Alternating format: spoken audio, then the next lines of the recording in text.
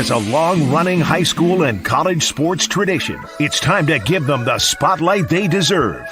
This is 757 Sports Talk. Usually it's Hatfield. That's why I try to tell everybody, get on Hatfield. He is the legal scribe, the talking head that knows all this, puts the whammies on.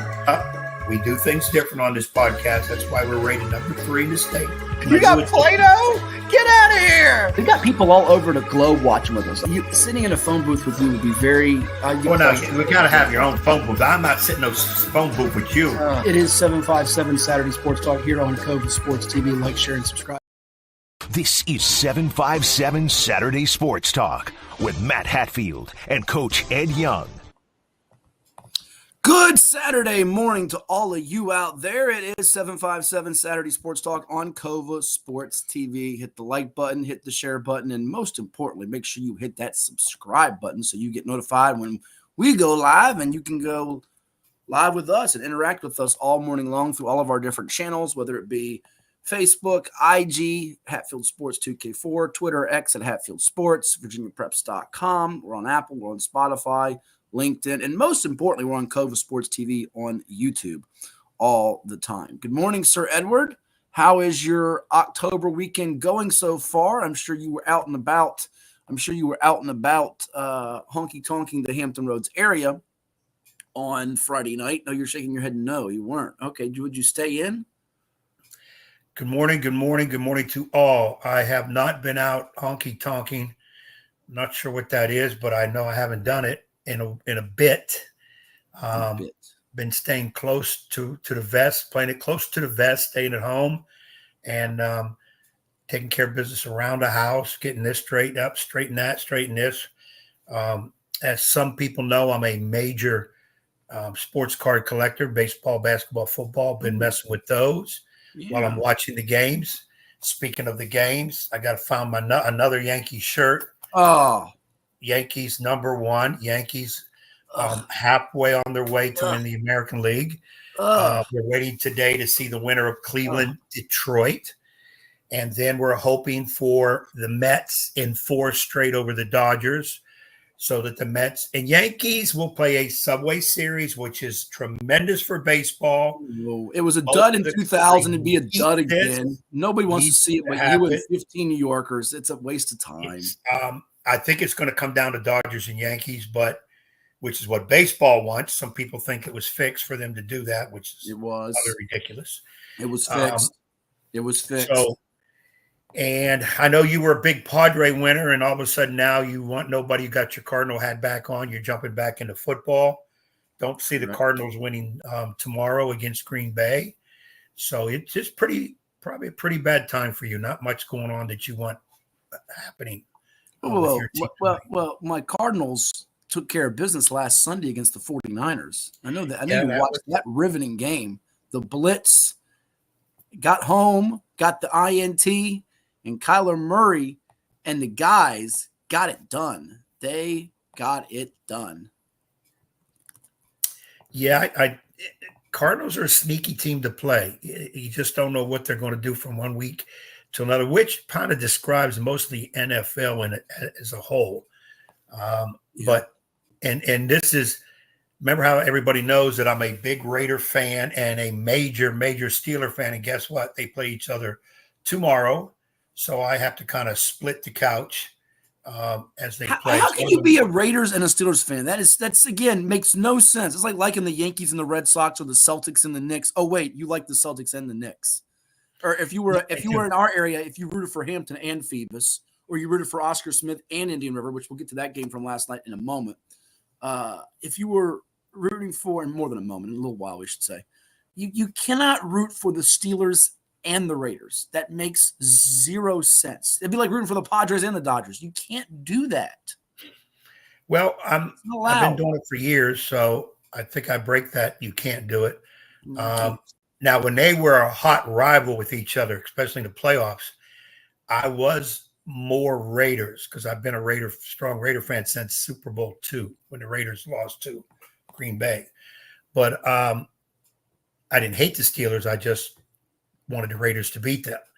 And then I became more of a Steeler fan. And now that they're not a big rival, they don't play each other that much, it's easy to do.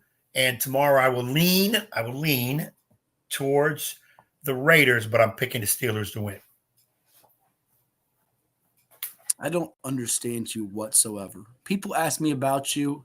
I can't figure you out. You make very little sense. You make actually no sense.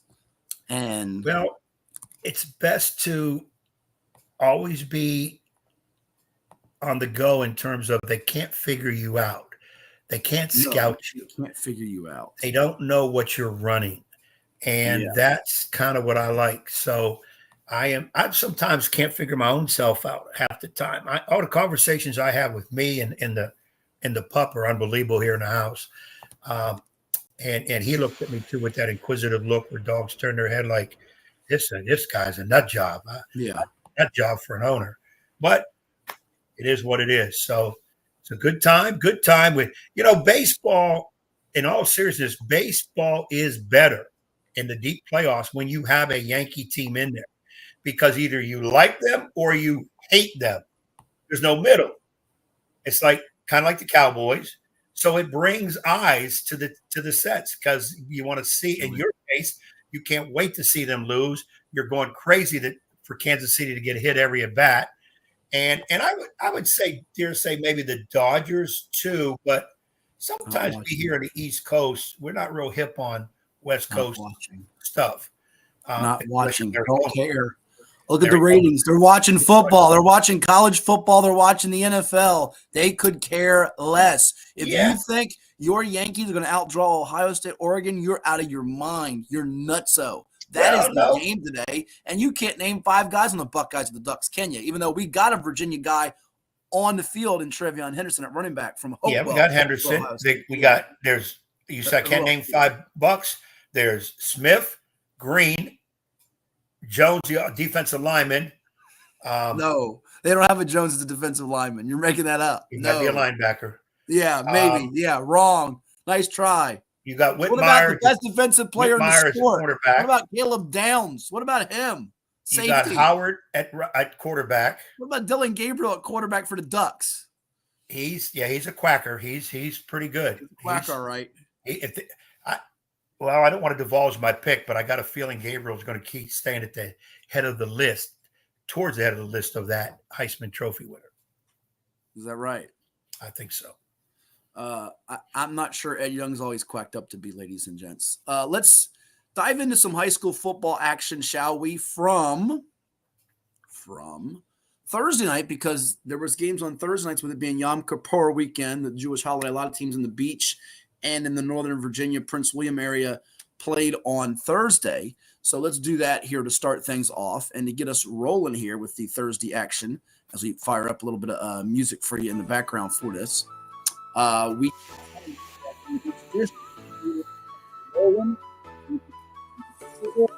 dominate the competition. A nice, easy victory for Brandon Williams and the Stallions as they beat the Lansdowne Eagles by a count of 41-7. Not running clock. They had a 34-point margin, 43-yard pick six from Anthony Saylor on senior night as the Stallions got it done. Wasn't the prolific passing game as much. Charles Jackson had a couple touchdown runs. Kassan Farrar, the UConn commit, had a couple TDs too. Kali Morris and Lansdowne got a fourth quarter TD, but Green Run keeps it rolling as they've now run the win streak. I think it's to 44, 45 in a row, 40 straight in the regular season over the Beach District foes to get to 7-0 on the season. You also had in the Beach District Bayside a winner pretty comfortably in its matchup with First Colonial. By the way, Bayside coming up a week from today. It'll be homecoming 2 o'clock. They'll host Green Run. John White's team now 3-3 after beating FC 37-9. Cox was idle. The 3 other games in the Beach saw the Tallwood Lions with 4 touchdown passes from Jacob Rojas as they defeat winless Princess Anne 49-14. That is significant because Tallwood now keeps their playoff hopes alive. Wasn't looking too good for them after last week's 11-7 loss to Kellam. We'll get to the 19th second.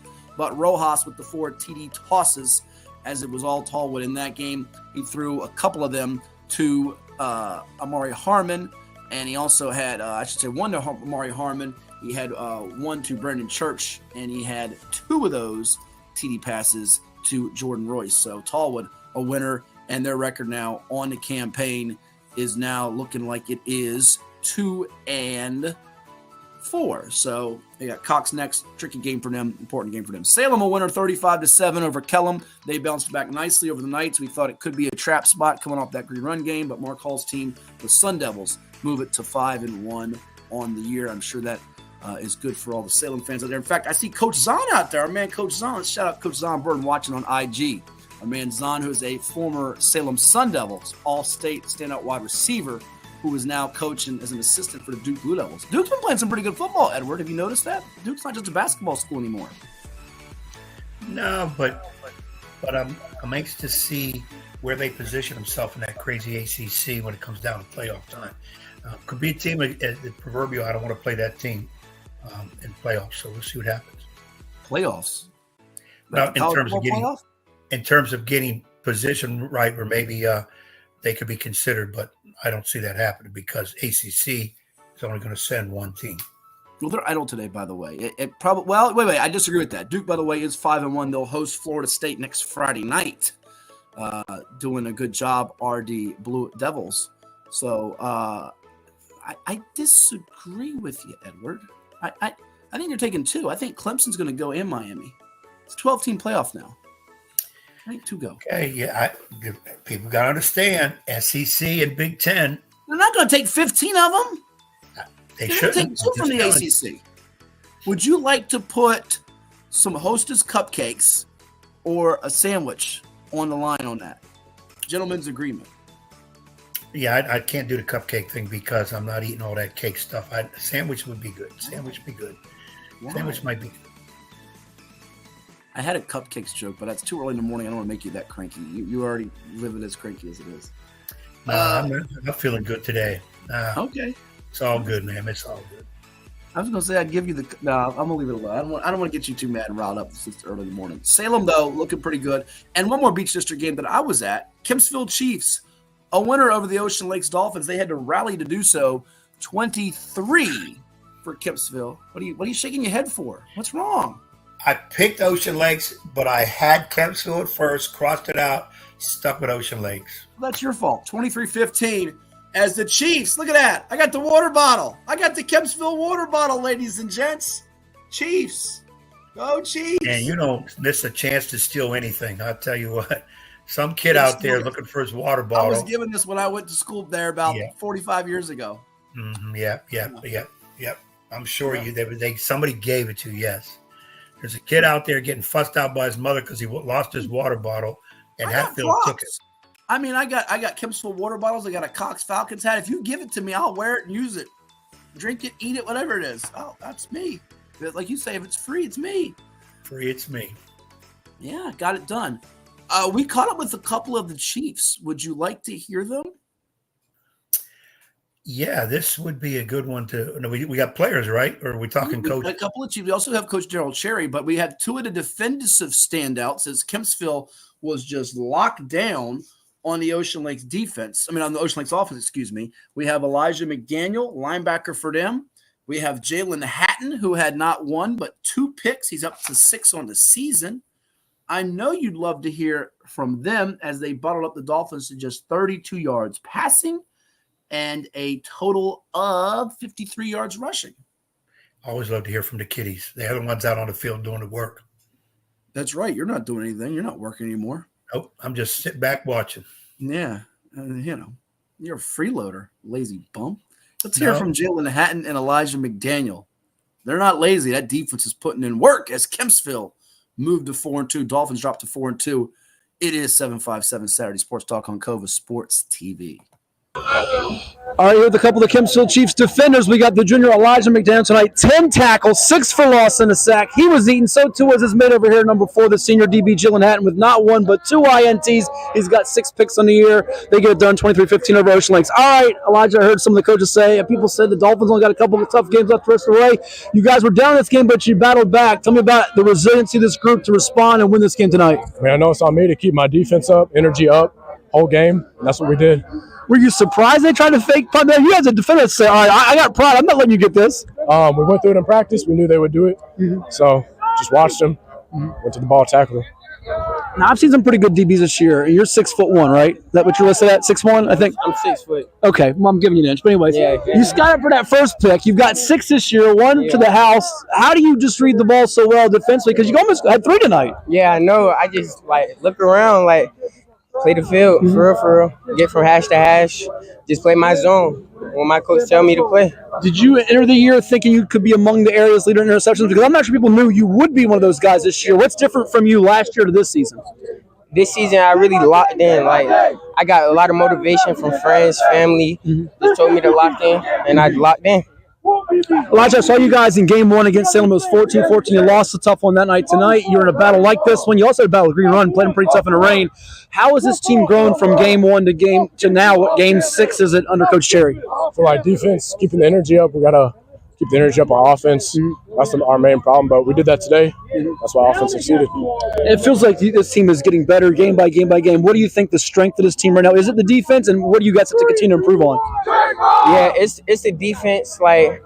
Our offense is improving game by game also. But we're going to be good playoff team game and hopefully go to states.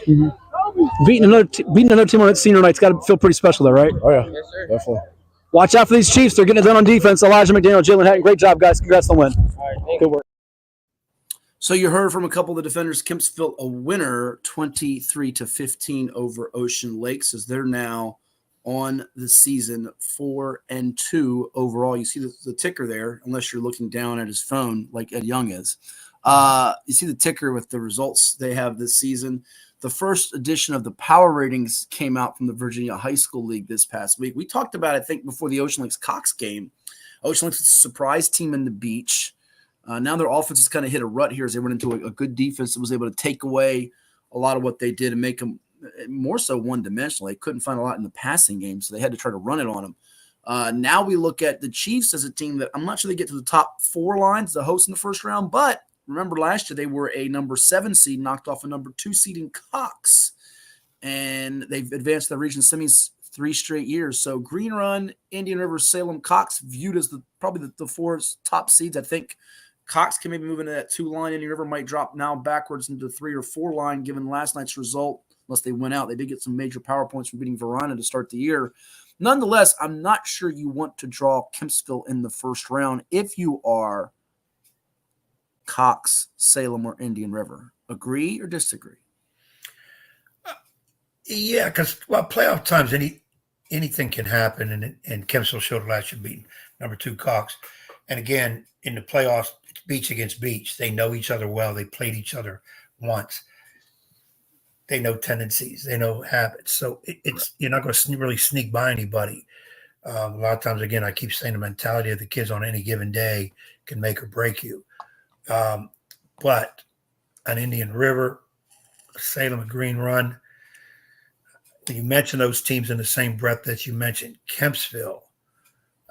I put Kempsville behind all those teams. If you remember, was it last year? But what I'm saying is they can be dangerous. They're not the team you want to see. They played Green Run to a rather competitive game, 24-7 in the rain a couple weeks ago. Granted, some elements mattered, and granted that it could be different the second go around. But again, that's something you don't want to see. Yeah, you can. I don't think what you're going to get is a blowout. It should be a blowout come playoff time.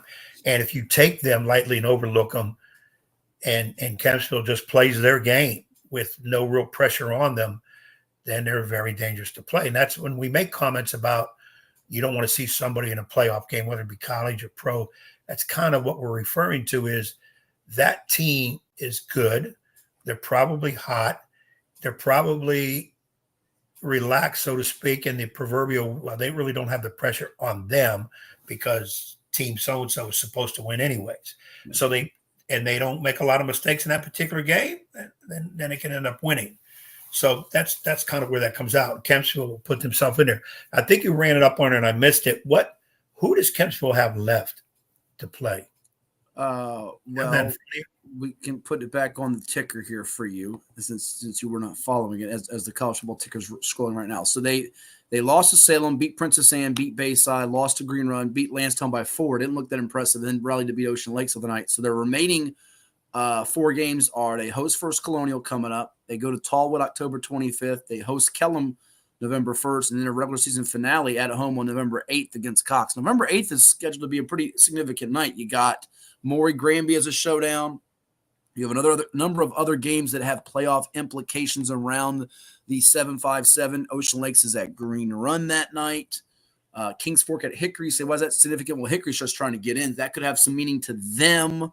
You have in the Beach a couple teams that could be trying to get that last seed, Tallwood and a Bayside. So there's a lot of games that particular night they're going to have tons and tons of meetings. There's the schedule and results so far for the Chiefs, again, per your request, so you can check it out, Ed. But of those last 4, at 4-2, what are you thinking? Are you thinking 7 wins? And could they run the table, get to 8-2? Which, if that happens, now you got a logjam for all those 2, 3, 4, 5 seeds. Because I don't think Ocean Lakes is done. I don't think they've hit a wall and can't recover. Although they still have Green Run to play, they still have Salem to play. So now they find themselves from smelling like a rose, undefeated. They're thinking 5-0 when they take the lead up by double digits against Cox last week, and now things are going the other direction, where they're in a spot they can't afford to lose to a Lansdowne or Bayside to close out October, begin November, because then they put themselves on the proverbial playoff bubble. Yeah, I'm looking at those last 4 games. Yes, my first thought is they're winnable, but they got some games that's going to be tough. And I'm looking at some of those struggle games that they had. And, you got to, right off the bat, you have Cox Tallwood as the 2 teams I figure they're going to have to play really well to win those 2. Agreed. First Colonial, just not really having trouble getting out of starting blocks. I could see Kempsville taking that one down. But, and Kellum, you would think right now that's a win, but I don't know, late in the year, I don't know if I'm just going to automatically say it's a win. But the Tallwood Cox games, I think, are going to be tough for them. I don't see them going 4-0. It's conceivable, but I don't see it. But I definitely don't see them going 0-4. So obviously, are they getting 2 wins? They're getting 3 wins. It's going to be one of those 2. 2 more scores I want to tell you about from the Peninsula District on Thursday night. You had Warwick, a winner 56-7 over Denby. Saeed Williams, the quarterback, ran for a couple scores, had a touchdown pass. Phoebus blitzes and blanks Kickitan 63-0. If you missed it during On the Hash with Hatfield, we had our interview with both Noah Jefferson and Najee Gay. Noah Jefferson, our reigning Chicho's Pizza 757 Football Player of the Week for his 2 INTs and touchdown reception against the Crabbers to begin the game. The Delaware commit, that is, and Jeremy Blunt, the head man of the Phantoms, who have now won 41 in a row. They keep pitching shutouts. They keep getting donuts as the defense keeps rolling. But, Ed, I have to bring up our good buddy and pal, Bill Nettles, the longtime public address announcer over at Todd Stadium.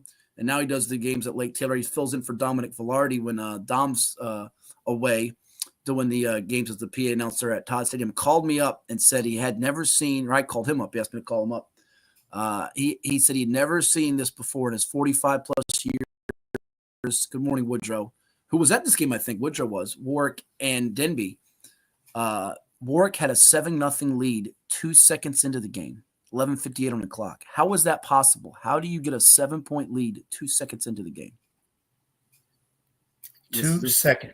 2 seconds into the game. You can't run a kickoff back that fast. How do you do it? How do you do it? See, Woodrow says yes, he was there, so he witnessed this too. 2 seconds in, and you say, "Well, the clock messed up. That they had an error. This can't be possible." It happened, Edward. It happened. It happened here in Hampton Roads at John B. Todd Stadium. It would have to be. Did Heritage have the ball? No, Heritage didn't play. It was Warwick and Denby. So Heritage did not have the ball. So Heritage had nothing to do with it. Denby. No, they were playing Hampton, by the way. We'll get that on Friday's games in a little bit. Go ahead. Denby had the ball close to to Warwick's end zone, threw a pass or something. It was tipped, grabbed. Not in 2 seconds. Not in 2 seconds. Yeah, that's a stunner for me. So the opening kickoff, Denby kid watches it bounce from, I guess, the 6-yard line, 3-yard line, 1.5-yard line, wherever the yard line is. The ball gets in the end zone. It gets tapped. And remember, the clock starts, the ball touches. Warwick recovered in the end zone for a touchdown. But I'm willing to bet you probably can't find another game in the state, I don't know, any year, where it was 7-0 within 2 seconds on the clock. Yeah, that would be There you extremely go. rare. Woodrow tells right there, never covered a kickoff, so the clock didn't run. That's exactly right. 7-0. But the bigger point, well, that's mystifying. And if you rack your brain around this, I know Bill drove his wife nuts yesterday about this, that she walked out of the room, which I'm sure she probably does from time to time anyways, when he's telling football stories. Anyhow, what is interesting to me about Warwick here is they lose Messiah Delhomme to injury. We talked about that in the summertime, what a big loss that was, the Maryland commit, Ed. Here they are. They are 7-0. Their defense, though it isn't, impeccable, 28 points allowed the whole year. And I think one or two of those was not a defensive touchdown allowed.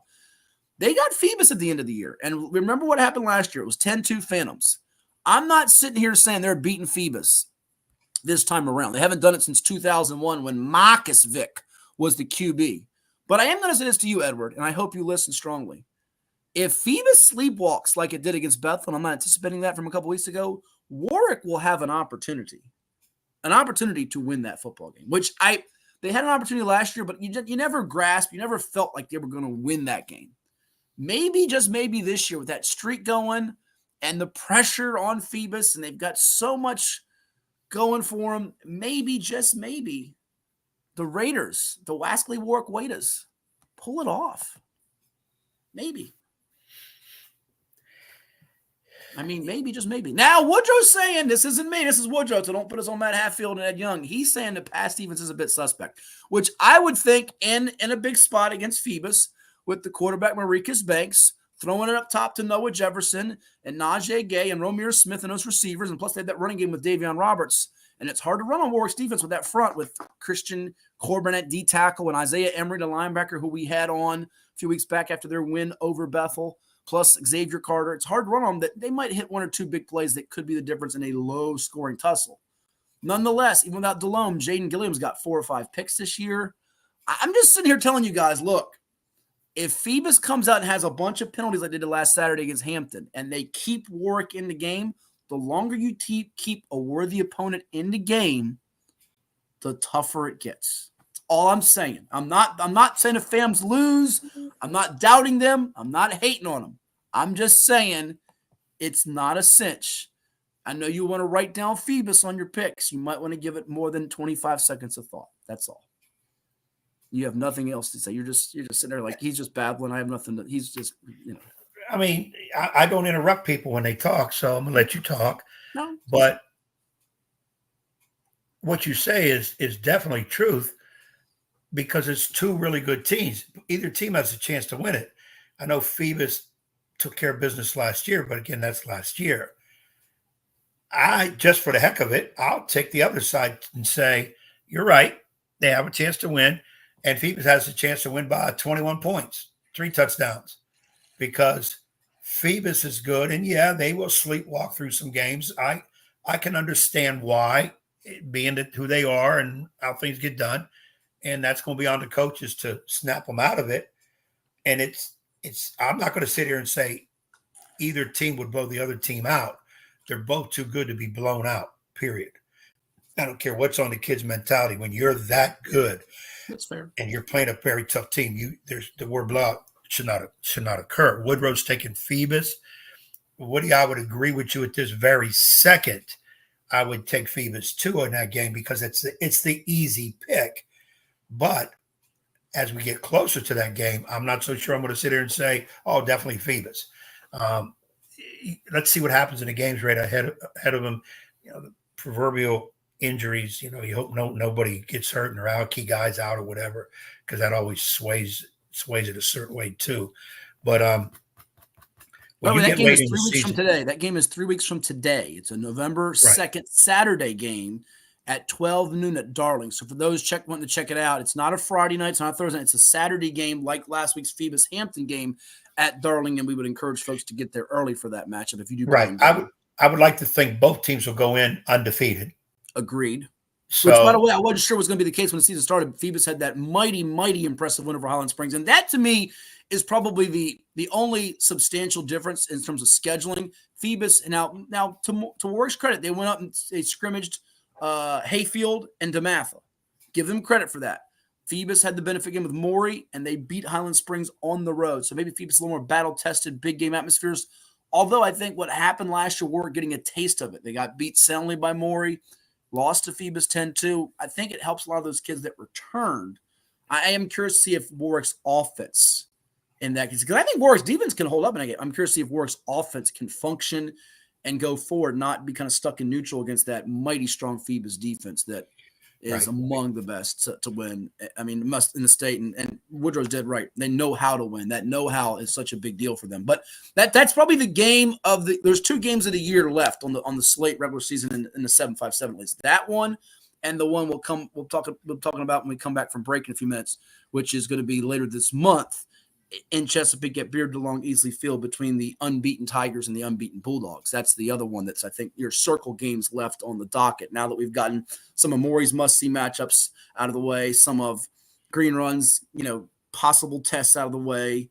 There are people going to say, listen, you're missing Lafayette Pocosin, you're missing Maury Granby. Yes, I am missing those into the season. I get that. But to me, your 2 best left on the schedule regular season are Phoebus Warwick and Oscar Smith Kingsford. You differ with me on that, or are you with me on that? No, I kind of agree with you. I would put those 2-1, 2-2-1, whatever. Maury Granby behind that, Lafayette Pocosin behind it.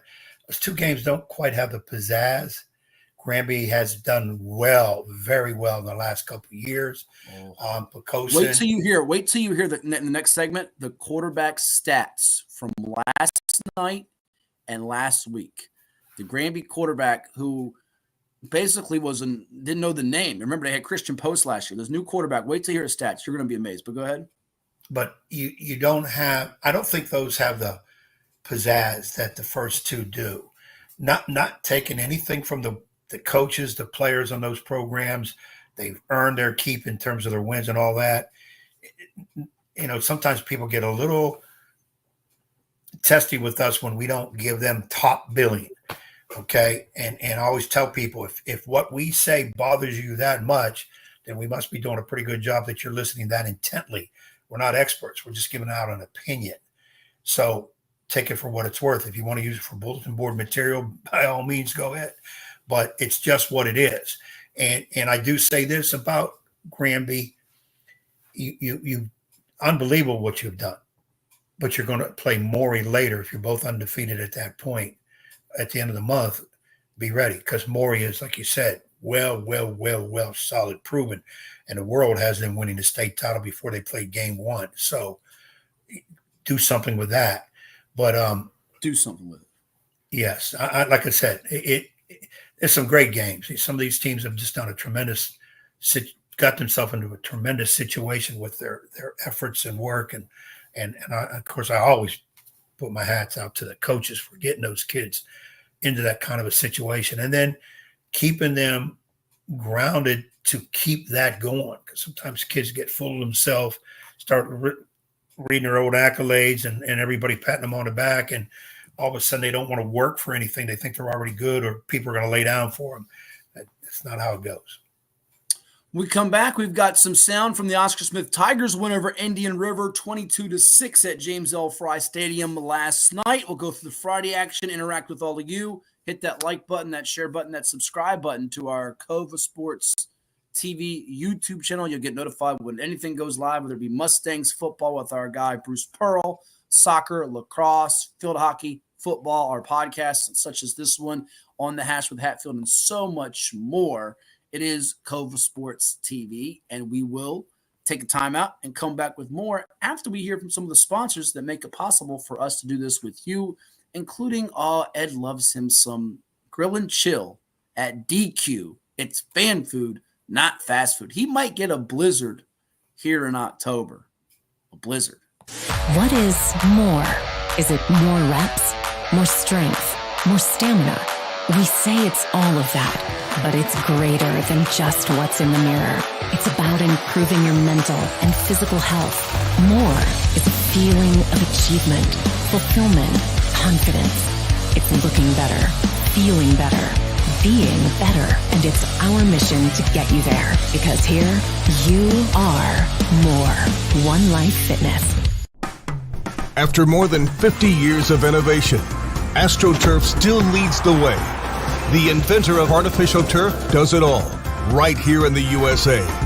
We engineer, test, manufacture, and install the world's most innovative fibers and turf technologies with over 30,000 tracks and fields worldwide. AstroTurf, powered by Sport Group. What's up at DQ? Oh, just the best deal ever! The $7 Bacon Cheeseburger Meal Deal. Bacon cheeseburger for a limited time, plus fries, drink, and a sundae. Yeah, this is not the time to be modest. It's all full size for just $7. And there's bacon on that burger. The $7 Bacon Cheeseburger Meal Deal. Now, for a limited time on the $7 Meal Deal lineup. Only at DQ. Happy tastes good.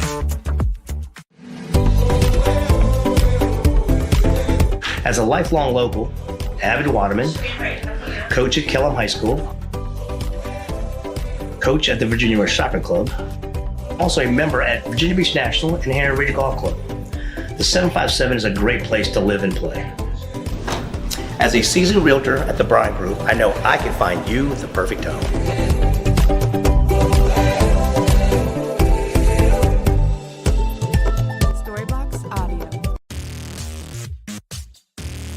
Get ready for the Neptune Bowl presented by DoubleTree by Hilton on November 23rd, 2024 at the Virginia Beach Sportsplex. Tailgating starts at 10 a.m. Grab your passes for just $50. Gates open at 12:30 with kickoff at 2 p.m. Advance tickets are only $20 or $25 at the gate on game day. Don't miss the third annual Neptune Bowl featuring a dynamic matchup between the Apprentice School Builders and the Atlantis University Atlanteans. Visit beachsportsplex.com to learn more today and secure your spot. Yeah. What did the lunchbox say to the refrigerator? Any guesses? Any guesses? Don't be mad because I'm a little cooler.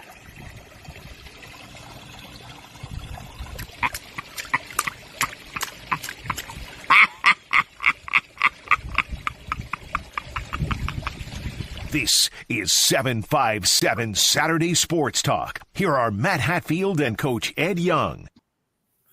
And we're back here on 757 Saturday Sports Talk. Like, share, and subscribe to our YouTube channel on Cova Sports TV on this swell Saturday in the month of October, the 12th day of October, the year 2024. You ready to go through the Friday night action, Sir Edward? Let's do that. Sir Edward, as I call him. Let's get it fired up for you. Friday night results across the 757 and beyond. Eastern District, the Maury Commodores 97, Manor nothing. Final score there as the reigning Class 5 state champs roared past the Mustangs. Also in the Eastern District, Churchland and Norcom, big Portsmouth rivalry showdown. Edward had the Greyhounds. You truckers, you let me down. Don Shell Leonard's group was going for 4 in a row. I took Churchland, and it was all Norcom 36-20 in its matchup for Portsmouth supremacy. Your quick thought as you put the finger up. What's your thought? Go ahead. I know I'm glad I got one because I went in this weekend 6 behind you.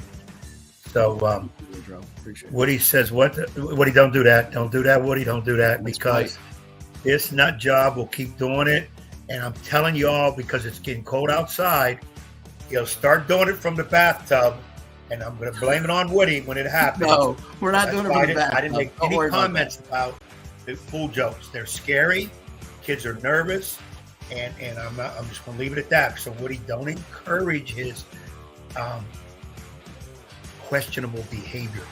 Not questionable. It's quite entertaining for all the audience out there. They enjoy it. They love it. But I thought Norcom would handle business in Portsmouth. I thought it'd be a close game. You were right. And I went with Norcom because I've got to pick some games where I think I can try to catch you. That was one that caught my eye.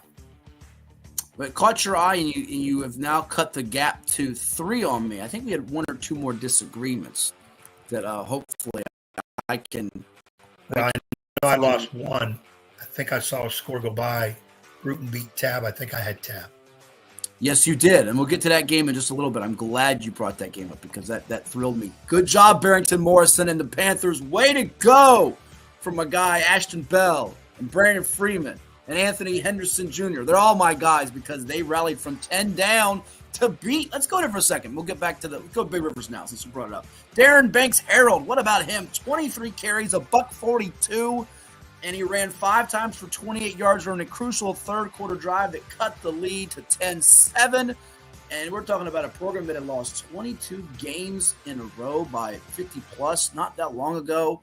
They lost 68-20 a season ago, and they beat the Tab Tigers. This is significant, Edward, from a lot of different perspectives because Tab had won 11 in a row with Bruton, and here they are, one of 3 different Bay Rivers District teams that are 6-0, the other 2 being Poquoson, a 33-7 winner over York, and Lafayette, a comfortable 33-6 winner over War Hill. We expect that because Poquoson runs the football with Kaleo Smith and Dylan Bullard, Cody Little. Lafayette's got a myriad of backs, including Breon Stokes and also Braden Smalls, who's among the top rushers in the entire Tidewater area. This Bruton team, they've been beat up for so long, and their defense stepping up again, holding them to 10. So 6 games, they're giving up just 28 total points. They've got the Firebirds of Arcadia next. They pulled them off Ed's old basketball schedule, and they got a chance to get to 7-0. And they will be 7-0 over Arcadia. That will probably be that could be a 45-0 game. Wow. 45-0 is what you say. Okay. Big win, though, for Bruton over Tab, a well-established, long-time program. And Bruton gets them. You mentioned with Brandon Freeman.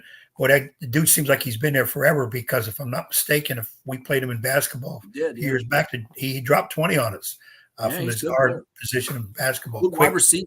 Good wide receiver. Yeah, quick. I remember quick, fast, something down the court, so I can imagine what he's doing on a football field. Also on Friday night in the BRD, that's the Bay Rivers District, you had the Smithfield Packers soar past the Grafton Clippers 48-7. Quarterback, I heard Kyle Buggs got hurt in that game, so we'll keep an eye on that moving forward. Maybe our guy Derek out there or Keith out there, somebody can chime in and give us an update on how he is doing. And you had one more Bay Rivers result, New Kent beating Jamestown 14-7 as the Trojans double up the Eagles. They had for 300-plus rushing yards on Tab the week before, so New Kent does not bite Ed Young. Generally, when Ed picks a New Kent game, it never goes good. Whether he picks nervous. I took him, but I took him, but normally when I do pick them, I lose it. But this time they got me. Yep. We did the Bay Rivers. We did a couple of the Eastern District scores. Let's give you a couple more that we skipped over unintentionally. You also had in the Eastern District the Norview Pilots, a winner over Booker T. Washington, 26-6. Let's go to the Granby game. Granby, a winner over Lake Taylor, 62-13. Why is that significant? Well, the quarterback for Granby, we've talked about Amon Cuffey and Drevion Tharrington and Damari Palmer and a bunch of different guys, Travis Wiggins on this defense that had pitched. By the way, Granby's defense had not given up a point until this game. Lake Taylor gets 2 first-half touchdowns in this particular matchup, so they've stopped the shutout streak that Granby had going on. But pay attention to Jashawn Redden, who once upon a time, I think a couple years back, was playing for the Bookers of BTW. Listen to Jashawn Redden's stat line. As he found Shanique Wright, he found Genesis Rhodes, he found a bunch of receivers, Jonah Burris. So last week against Lakeland, young Mr. Redden was perfect. 13 of 13 for 259 and 6 TDs and a 57-0 win over Lakeland. Last night, 17 of 27 for 360 yards and 7 touchdowns. So the last 8 quarters of football, the past 2 games versus the Cavaliers and the Titans, 30 of 40, that's 75%, for 619 yards and 13 TDs. There are a number of quarterbacks in the area who will not throw for 619 yards and 13 TDs in 10 games, let alone 2. And some won't throw that much in their 4-year career. So, and that many touchdowns. This young fella did it in 2. Amazing.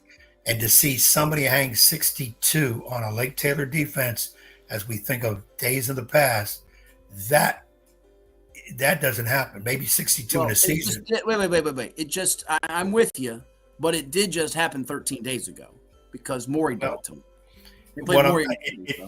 When I hear this, I just can't believe it because I'm just stuck on in the past with how good Lake Taylor is. I know they don't quite have those type of players right now. It's nothing against Hank's coaching, He's still a Hall of Famer and a legendary coach, no matter what. Yeah, You can't take it away from him. I agree. and I don't want to hear people start saying, well, maybe it's time. I don't want to hear all that mess. You have in high school, unless you recruit greatly throughout the year, excuse me, I won't use the word. You always get offended. Unless you use the transfer portal better, you're going to have cycles where you just don't win a whole lot. And you got to fight through it. That's just the way it is. It's just today's situations. And if kids are jumping ship, what can it be? But those are conversations for the past. It's just amazing to see a strong traditional program like that, having people score points of that nature on them. But like I said, it's cyclical in terms of sometimes of how programs are, and Lake Taylor will be back. Trust me on that. Well, I'm with you. It's unfortunate to see where they have declined a good deal. It's not Hank's fault by any means. I will tell you, but you can't get stuck on the past, Ed. If you do get stuck in the past, you will not prevail in the present and advance to the future. Came up with that saying on my own there. No, I heard that by a college football coach. No, I don't know if it was word for word, but I remember hearing that. I just came up with it. I didn't steal it. I came up with it. You better hurry up and patent it. I just did. Patent it down. No, you've got to go ahead and pay $300 fee and all that other stuff. I'm not paying $300. I'm cheap. I'm a cheap SOB. You know that. Yeah, I know. I do know that, but we won't put personal. They do. That's a whole other discussion for another time in terms of magnet programs, IB programs, this collegiate program, this, you'll get Ed on a rant. Which we'll say that for old guy radio, old guy podcast. His old man. Matter of fact, we're gonna give you your own podcast page, and put you on a lawn with a lawnmower, and it's you shouting, "Get off my lawn!" It'll be the Ed Young podcast. How great is that? I'm just getting so excited for it. You get excited at some of the dumbest things. How am I going to do a podcast? I'm cutting grass in the. Get off my lawn with Ed. Jack, Nick. I hope you guys are watching and listening. Jack and Nick, if you're out there, please give me the graphic with Ed Young and a lawnmower. I'll get you a picture. Oh, I will be crying all weekend if you give me that. Ed Young with a lawnmower. Get off my lawn podcast. He can have his rants about everything. It'd be great. It'd be great. Hey, speaking of graphics, I had a person ask me this week, and this is about this might be third or fourth person that's asked me. What's that? Why don't we come up with T-shirts? Well, you've been saying that. You got people with cartoon characters of us on the shirt. Yeah, do it. And I've been pleading with people out there. We need a sponsor to do that. All that money, you'd be going to all these different shows. By the way, folks, you want to make Matt Hatfield really mad. He knew I wanted to go to the Marvin Sapp concert a couple weeks ago, and he didn't look out for his podcast partner for a ticket. Just disgraceful of you. Well, disgraceful. That scope. I wanted to go to that so bad. He didn't hook me up. I would have hooked him up if he needed a ticket. I would have. Didn't hook me up. I have. Love me some Marvin Sapp. And I got turned on to Marvin Sapp by our good pal, the late great Ben Moore. I used to be his ringtone when I'd call his phone. Didn't know who Marvin Sapp was until then. That's how I became a Marvin Sapp fan. Yeah, that was a concert for the ages. I haven't said I've attended many. I wouldn't go to many of your concerts, but I would have gone to that one. Yeah. Yeah, some of the other ones I don't. Well, I just wasn't able because of the ticket usage. So, but and that's a concert I would see tomorrow. The same concert I would pay to see the same concert. That's how good it is, and I don't say that about all the concerts. So, I understand. But yes, going back to the graphics that we need, a T-shirt. They wanted to know because they said they would buy it. I said, well, that's good to hear. Maybe we got some other people. Yeah, we can use that for the. Yeah, right there. I would like to be more cartoonish of us in there. Maybe like me smacking you around with something that like a boxing glove or whatever. Hey. Something that would make the people laugh, bring a little humor in and get our show out there a little bit more. So something we have to come up with. And I do think I have somebody that can make the shirts at a reasonable price, not free, but at a reasonable cost. So hopefully we would have a sponsor out there that can do that. And then we can give some T-shirts out to those people like a Woody who listens to us religiously, or and on there and chimes in with some opinion, which is, we like that. So we do have something to give out. I don't know if we'll have time today. We will do it somehow, either through social media or our show. But our good friend Russell Savage, who's got an autograph card show coming up right there at the Field House, he's given us a couple of gift certificates to give away for their show October the 26th and October the 27th at the Field House. It's free admission. They got a bunch of different people like Howard Johnson, Hojo, Darren Perry, a Deep Creek alum, Pittsburgh Steelers, Santana Moss, Joe Jacoby, some wrestlers. Denny McLean's supposed to be there signing autographs. They got trade night Friday, October 25th. So we're going to give away a couple of autograph certificates to the folks either today or later on here in the program as far as like in next week's show or during the week if you follow our social channels. So make sure you hit the subscribe button on YouTube, like our Cova Sports TV Facebook page, our Twitter or X pages at 757 Sports Talk, and you'll be good to go. Before we take a break and bring in Ivan Thomas, who's scheduled to join us in a few minutes, would you like to hear one of the standouts from the Oscar Smith Tigers win over the Indian River Braves, and that being Jaylen Dabbs, the safety going to Army? Yeah, I wouldn't mind it, but you did not give out SED scores, so we don't know what that margin was. I'll do that real quickly. So you had Oscar Smith win 22-6 over Indian River. Kings Fork was only up 10-7 at the half, but they breezed by the Grizzlies in the second half, 38-14 the final there. Nansemond River 59-26 over Hickory. We've got Jack Lowe's conversation with Alonzo Ricks Jr. coming up in a little bit as well. I can give you that now and save Dabbs and Chris Scott if you like. And I think that, we got one more in the SCD. Jack's a happy camper because his Western Branch Bruins, his alum, his alma mater, a winner over Deep Creek 16-12, and Great Bridge all over Lakeland 54-6. So the Wildcats keep some playoff hopes alive. Bruins trying to cling to theirs too. A couple of important wins there, but Kings Fork avoids an upset alert for a half. They're racing towards that Oscar Smith showdown, and the Braves have now dropped 2 in a row at Indian River. Pretty much according to form, but I did have Deep Creek over Western Branch. It is a rival, and of course you have to let anything can happen in a rivalry game, but I did have Deep Creek. The rest of them pretty much according to character, but that is surprising that the Grizzlies stayed right there with the Bulldogs for a half. That is surprising. Yeah, it is surprising. All right, you want to hear quickly from Dabbs or Alonzo Ricks? Which one do you want to go to? Let's do. You said Dabbs to begin with. Let's do that. Okay. Here you go. Jaylen Dabbs, Oscar Smith, defensive back. He's going to Army, and that defense was lights out as they contained Indian River most of the night. Just one score in the fourth quarter. Here's what he told us on Cova Sports TV at 757 Saturday Sports Talk.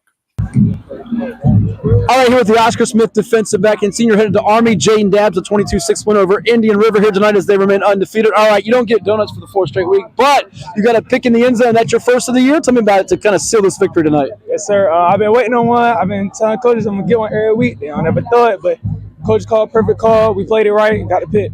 We spoke back in the spring when you had made your commitment to Army back at the U.S. Army Bowl event at the Virginia Beach Sportsplex. You and your teammates like Jamar Deloach, who's going to Cincinnati, Jaden Koval got a big offer this week from Penn State. You guys knew you could be one of the best secondaries around.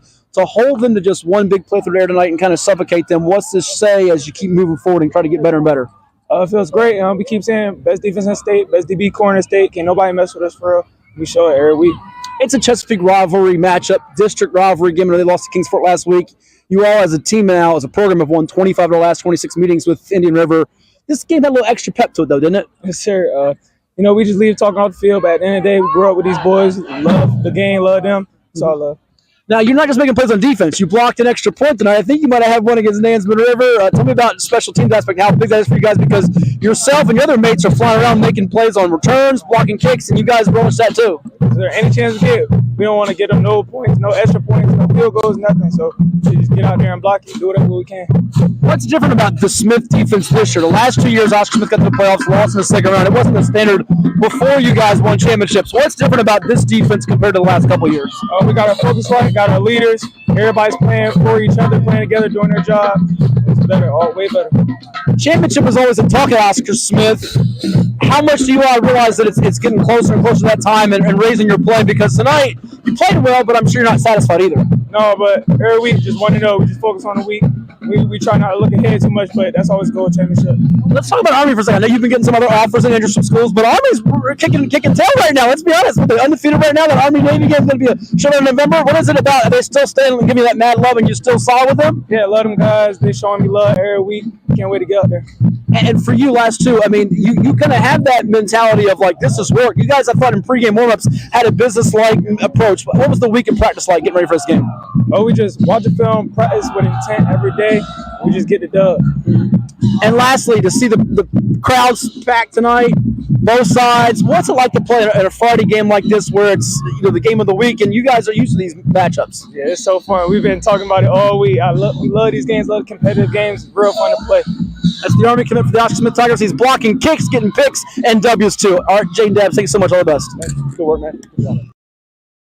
So Oscar Smith, the winner over Indian River, 22-6, time permitting. We'll let you hear from Chris Scott of the Tigers as well, the head coach. They're now 6-0 in the season. If not today, you'll hear it during On the Hash with Hatfield. As Indian River, Ed, only 7 completions on the night for 55 yards, and the running game was bottled up to the tune of literally 64 yards. So they didn't get much at all offensively against this defense that has multiple Power 5 guys with Jaden Covert and Jamari DeLoach and Jaylen Dabbs back there. And it's going to be hard for any offense, even a really good one like Kings Fork in a few weeks, to sustain drives and score on them multiple times. Yeah, I thought Indian River would do a little bit better that offensively. Not that they're going to score tons of points against an Oscar Smith. I thought it would be somewhat of a low-scoring game, but closer. That's a little bit of a surprise. Yeah, it is. It really is. Let's look at a couple other things in the Southeast District before we take a break and hopefully bring in Ivan Thomas, head basketball coach at Hampton University, who's scheduled to join us on the program. Southeastern District, those teams in the playoffs. Nansemond River trying to get one of those better seeds in 5B. Their last few games, and you'll hear from Alonzo Ricks here in a little bit. They've got Indian River next on the road at Grassfield Lakeland. That's an important game for the Rivers, both Nansemond and Indian, to avoid slipping to a point where they have to open up on the road in the first round. If Indian River drops 3 in a row, it could be really dicey for them. Yeah, I will agree with that.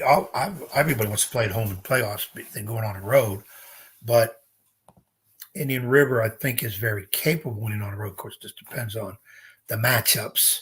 Sure. When you get into playoffs, a lot of it has to do with the matchups, because a lot of times and I'm one of those people that wonder, how could a team get blown out in playoffs? Everybody's supposed to be good. A lot of this just has to do with personnel and in terms of your matchup. Sure. But I would say Indian River, for the most part, would be all right. But no, they don't want to lose. You're kind of getting into the point of the season you don't want to lose at all, because you want that momentum, that feel-good momentum, to go right into the playoffs. It's not a great time to lose because some doubt comes into play and could be a problem.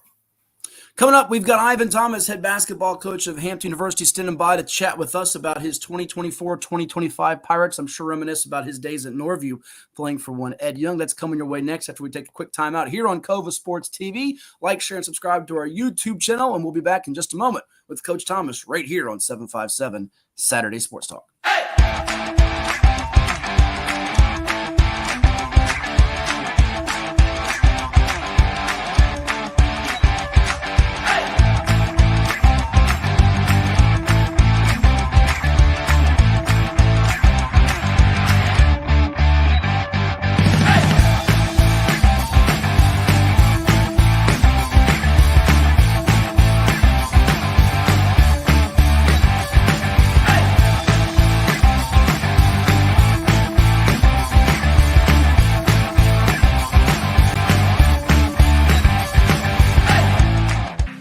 Treat yourself to a visit to the Drip Bar, IV hydration and vitamin therapy in Virginia Beach. Boost your immunity, increase your energy, and promote anti-aging with our personalized treatments designed to ensure efficient nutrition absorption to rejuvenate your mind and body. Come see our chic and relaxing day spa for yourself today. We welcome walk-ins and appointments. Our medical professionals will help you achieve your best health and answer all your questions.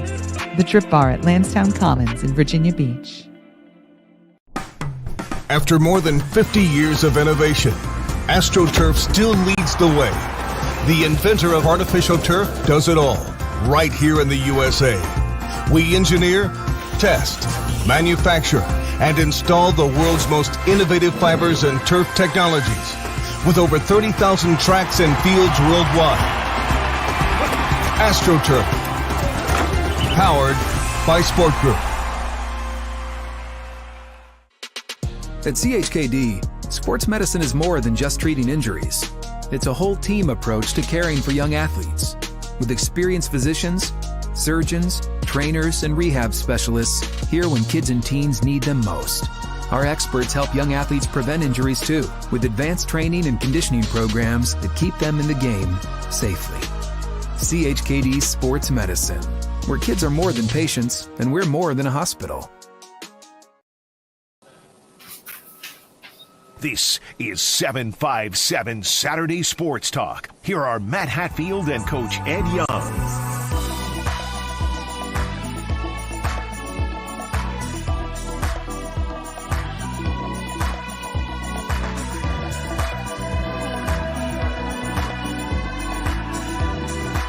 Welcome back to 757 Saturday Sports Talk. Like, share, and subscribe to our Cova Sports TV YouTube channel. We have a special guest with us, Ed. He's a guy that once upon a time, there he is on the screen, played for Norview High School in Norfolk. He is going into the Hall of Fame today, I believe, at T.C. Williams, which he led to a state championship back in 2008. It's now Alexandria City High School. Coached Kickinton High School to the state playoffs. Went to college coaching, Providence with Ed Cooley, Georgetown with him and the Hoyas, and now the head man at Hampton University. We say hello and congrats to, it's almost basketball season, Ivan Thomas. How you been, my friend?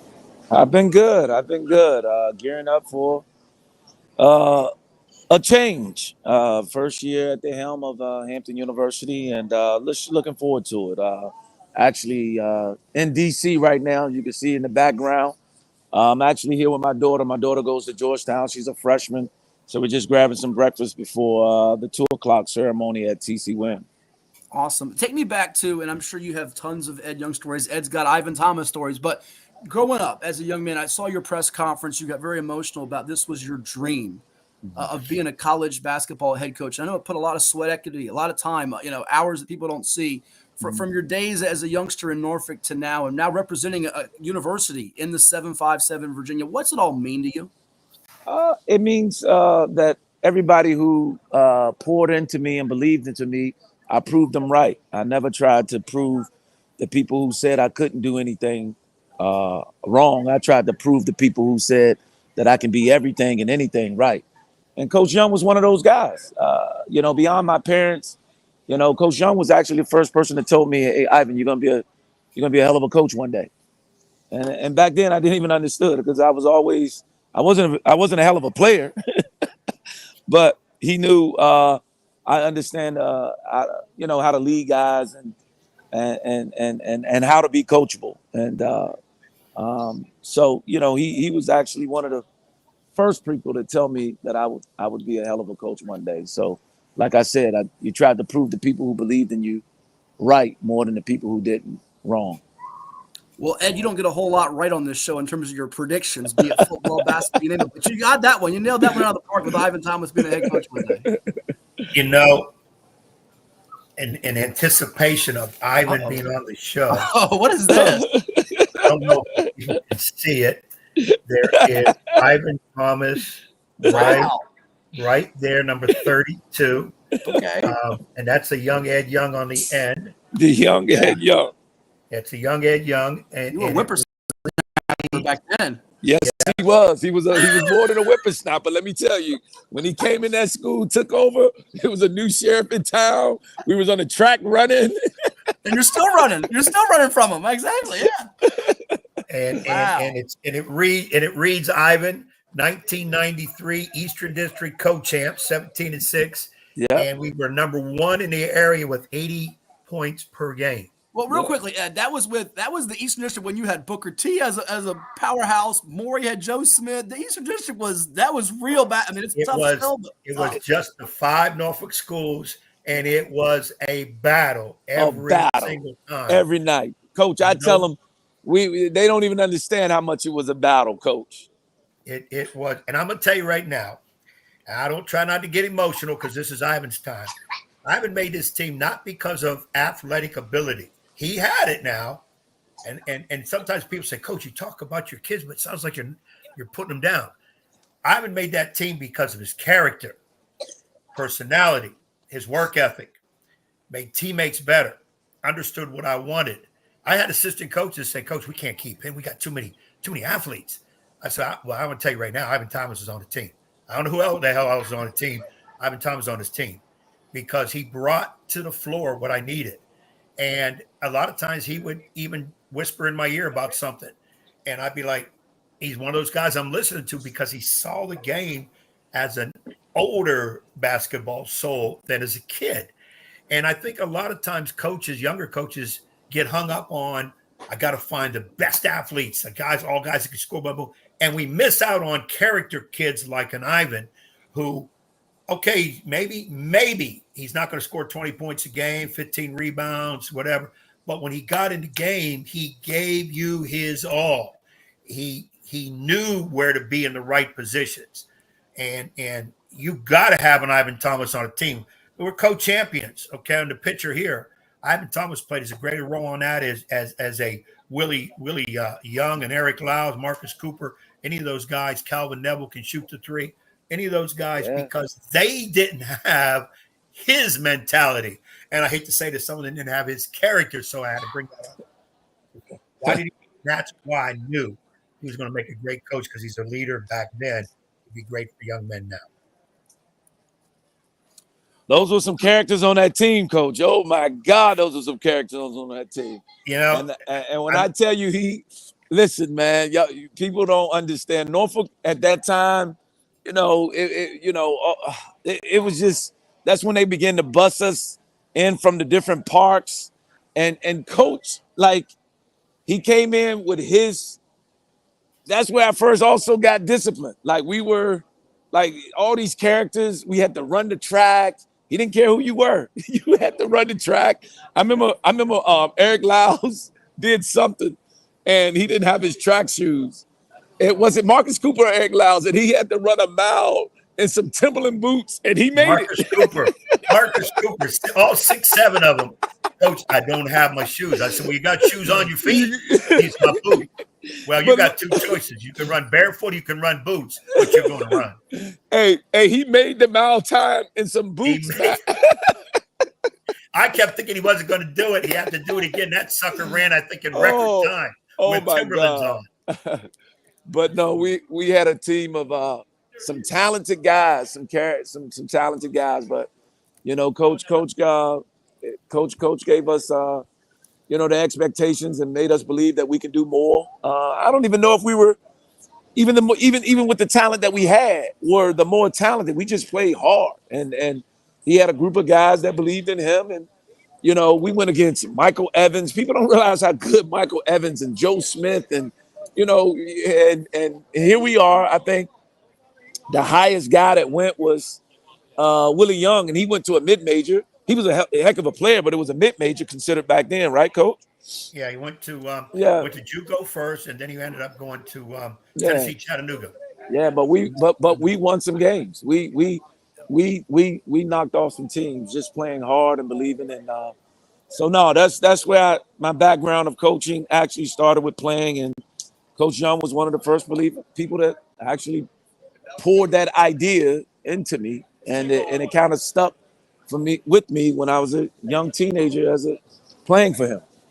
Well, a quick question for me, and I'll let Coach Young follow up here as we're joined by the new head men's basketball coach of the Hampton Pirates, Ivan Thomas. Check them out. You're going to see some fun basketball. Their opener is November 4th at home against Mid-Atlantic Christian, and you can go to the Hampton Pirates website to follow all the updates at hamptonpirates.com. I'm hoping to see some basketball games as well. Ivan, I've been doing some of your women's soccer for Hampton this year on the stream this year for the Flow Sports. But I'm curious, your roots there. You talk about it a little bit. For those that haven't watched your basketball teams, be it when you were at TC Williams, you're going in the Hall of Fame today, now Alexandria City, or Kickitan, been coaching with Ed Cooley, Georgetown, and Providence as an assistant.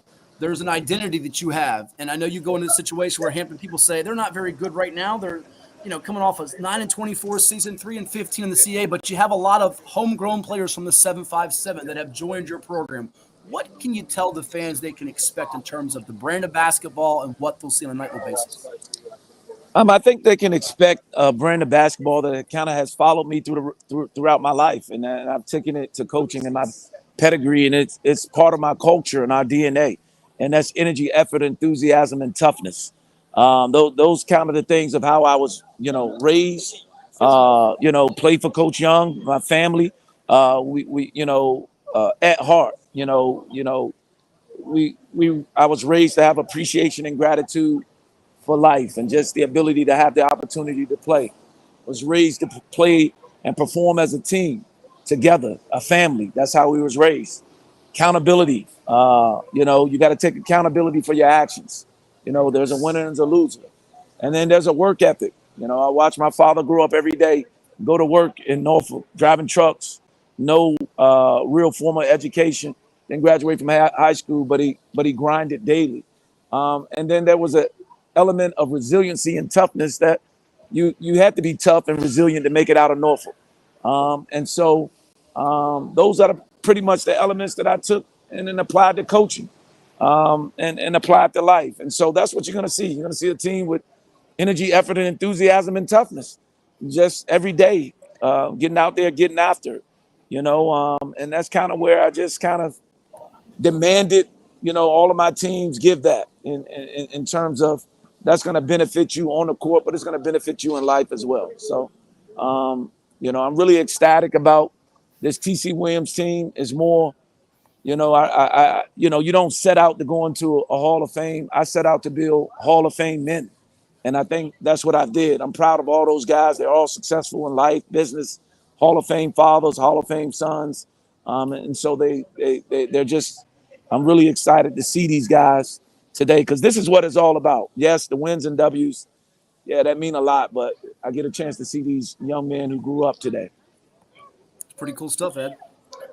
Yeah, Ivan, a lot running through my mind. I'm very proud of you. I'm glad that you're getting this first shot. I know years ago we ran at each other at the Final Four, and I remember you saying, Coach, I want to try to move into the Division I level, and what are some pointers? And I just said, hey, you got to shake a lot of hands. You got to get seen. You got to work some of those camps, their camps, so that they see you up close and personable. And then once you get a position, obviously, and you already known this, you got to recruit. You got to be able to bring kids in. Now, let's back up a little bit. When you got hired at Providence, which was your first, if I'm not mistaken, your first college position? Correct. Mm-hmm. Okay, take us through what it was like. And of course, now we got major changes. I mean, just that was a few years back. Now we're looking at portal and NIL. But as you got that position, take us through how you had to set yourself in that environment to come right on through, and then obviously be able to put yourself in a position to get a head job at that same level, Division I level. Well, some time ago, right up the street at Kickerton High School, Ed Cooley walked in my gym, saw what I was doing, and said, hey, you belong in college coaching. Most people, just talk that way when you got players. Coach, you've had a lot of players. And, yes, he actually came back again and said, I want you over the player. And he hired me. I didn't have a position right on staff right away as an assistant coach, but put me in as the player development. And I spent player development for 2 months, 3 months during that season. And then the next year I was on the road as an assistant coach. I learned a lot from Boo Williams in terms of the art of recruiting and just understanding how to recruit and, finding players that maybe that you might like as a player, but you got to find players that complement what your head coach wants.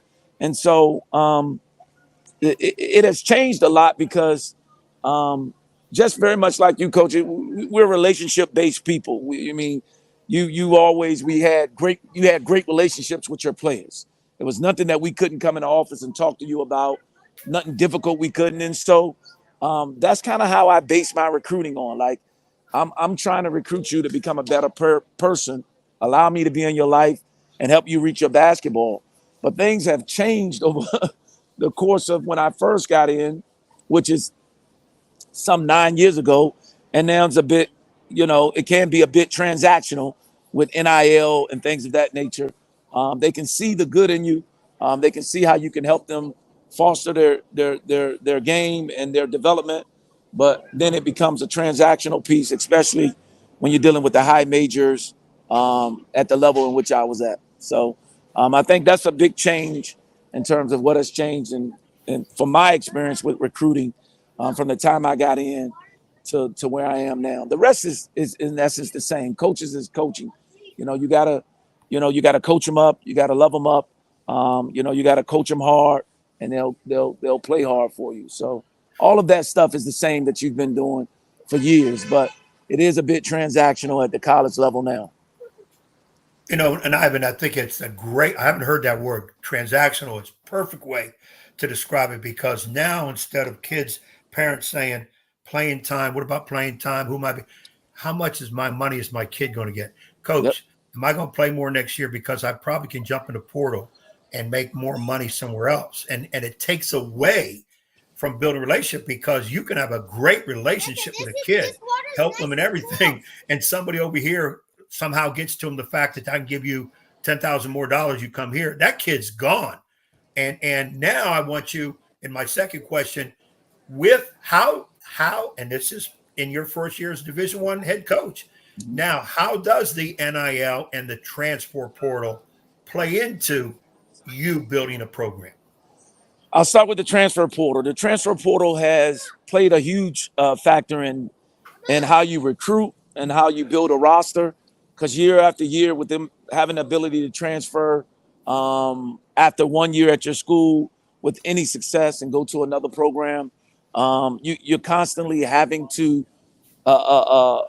almost establish your culture or rebuild your culture, because students can just move on to other schools with any success or lack of success. Whether it's not playing, they can transfer, they can get in the portal, and so that's something that you have to weigh. And then you got to weigh, with the portal being available, how many high school kids are you taking?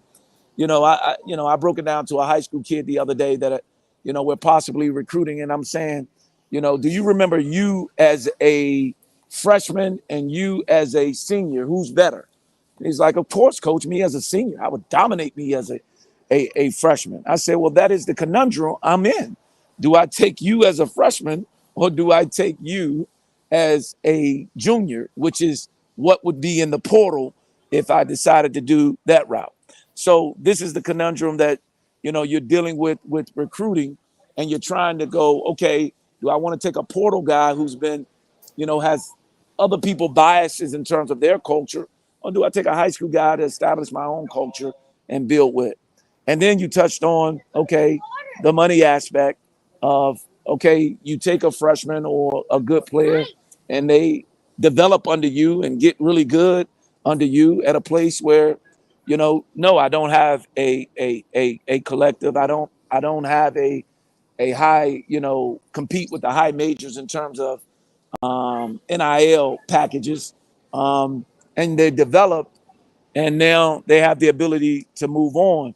How do you keep them? It no longer, like Coach Thomas, I love you to death. You're making me a better man, but I can go get, anywhere from $100,000 to $200,000, and which, they're deserving of, because if they're given it, they're deserving of, and they can go make it. So it's all of these things and balancing a program and trying to figure it out.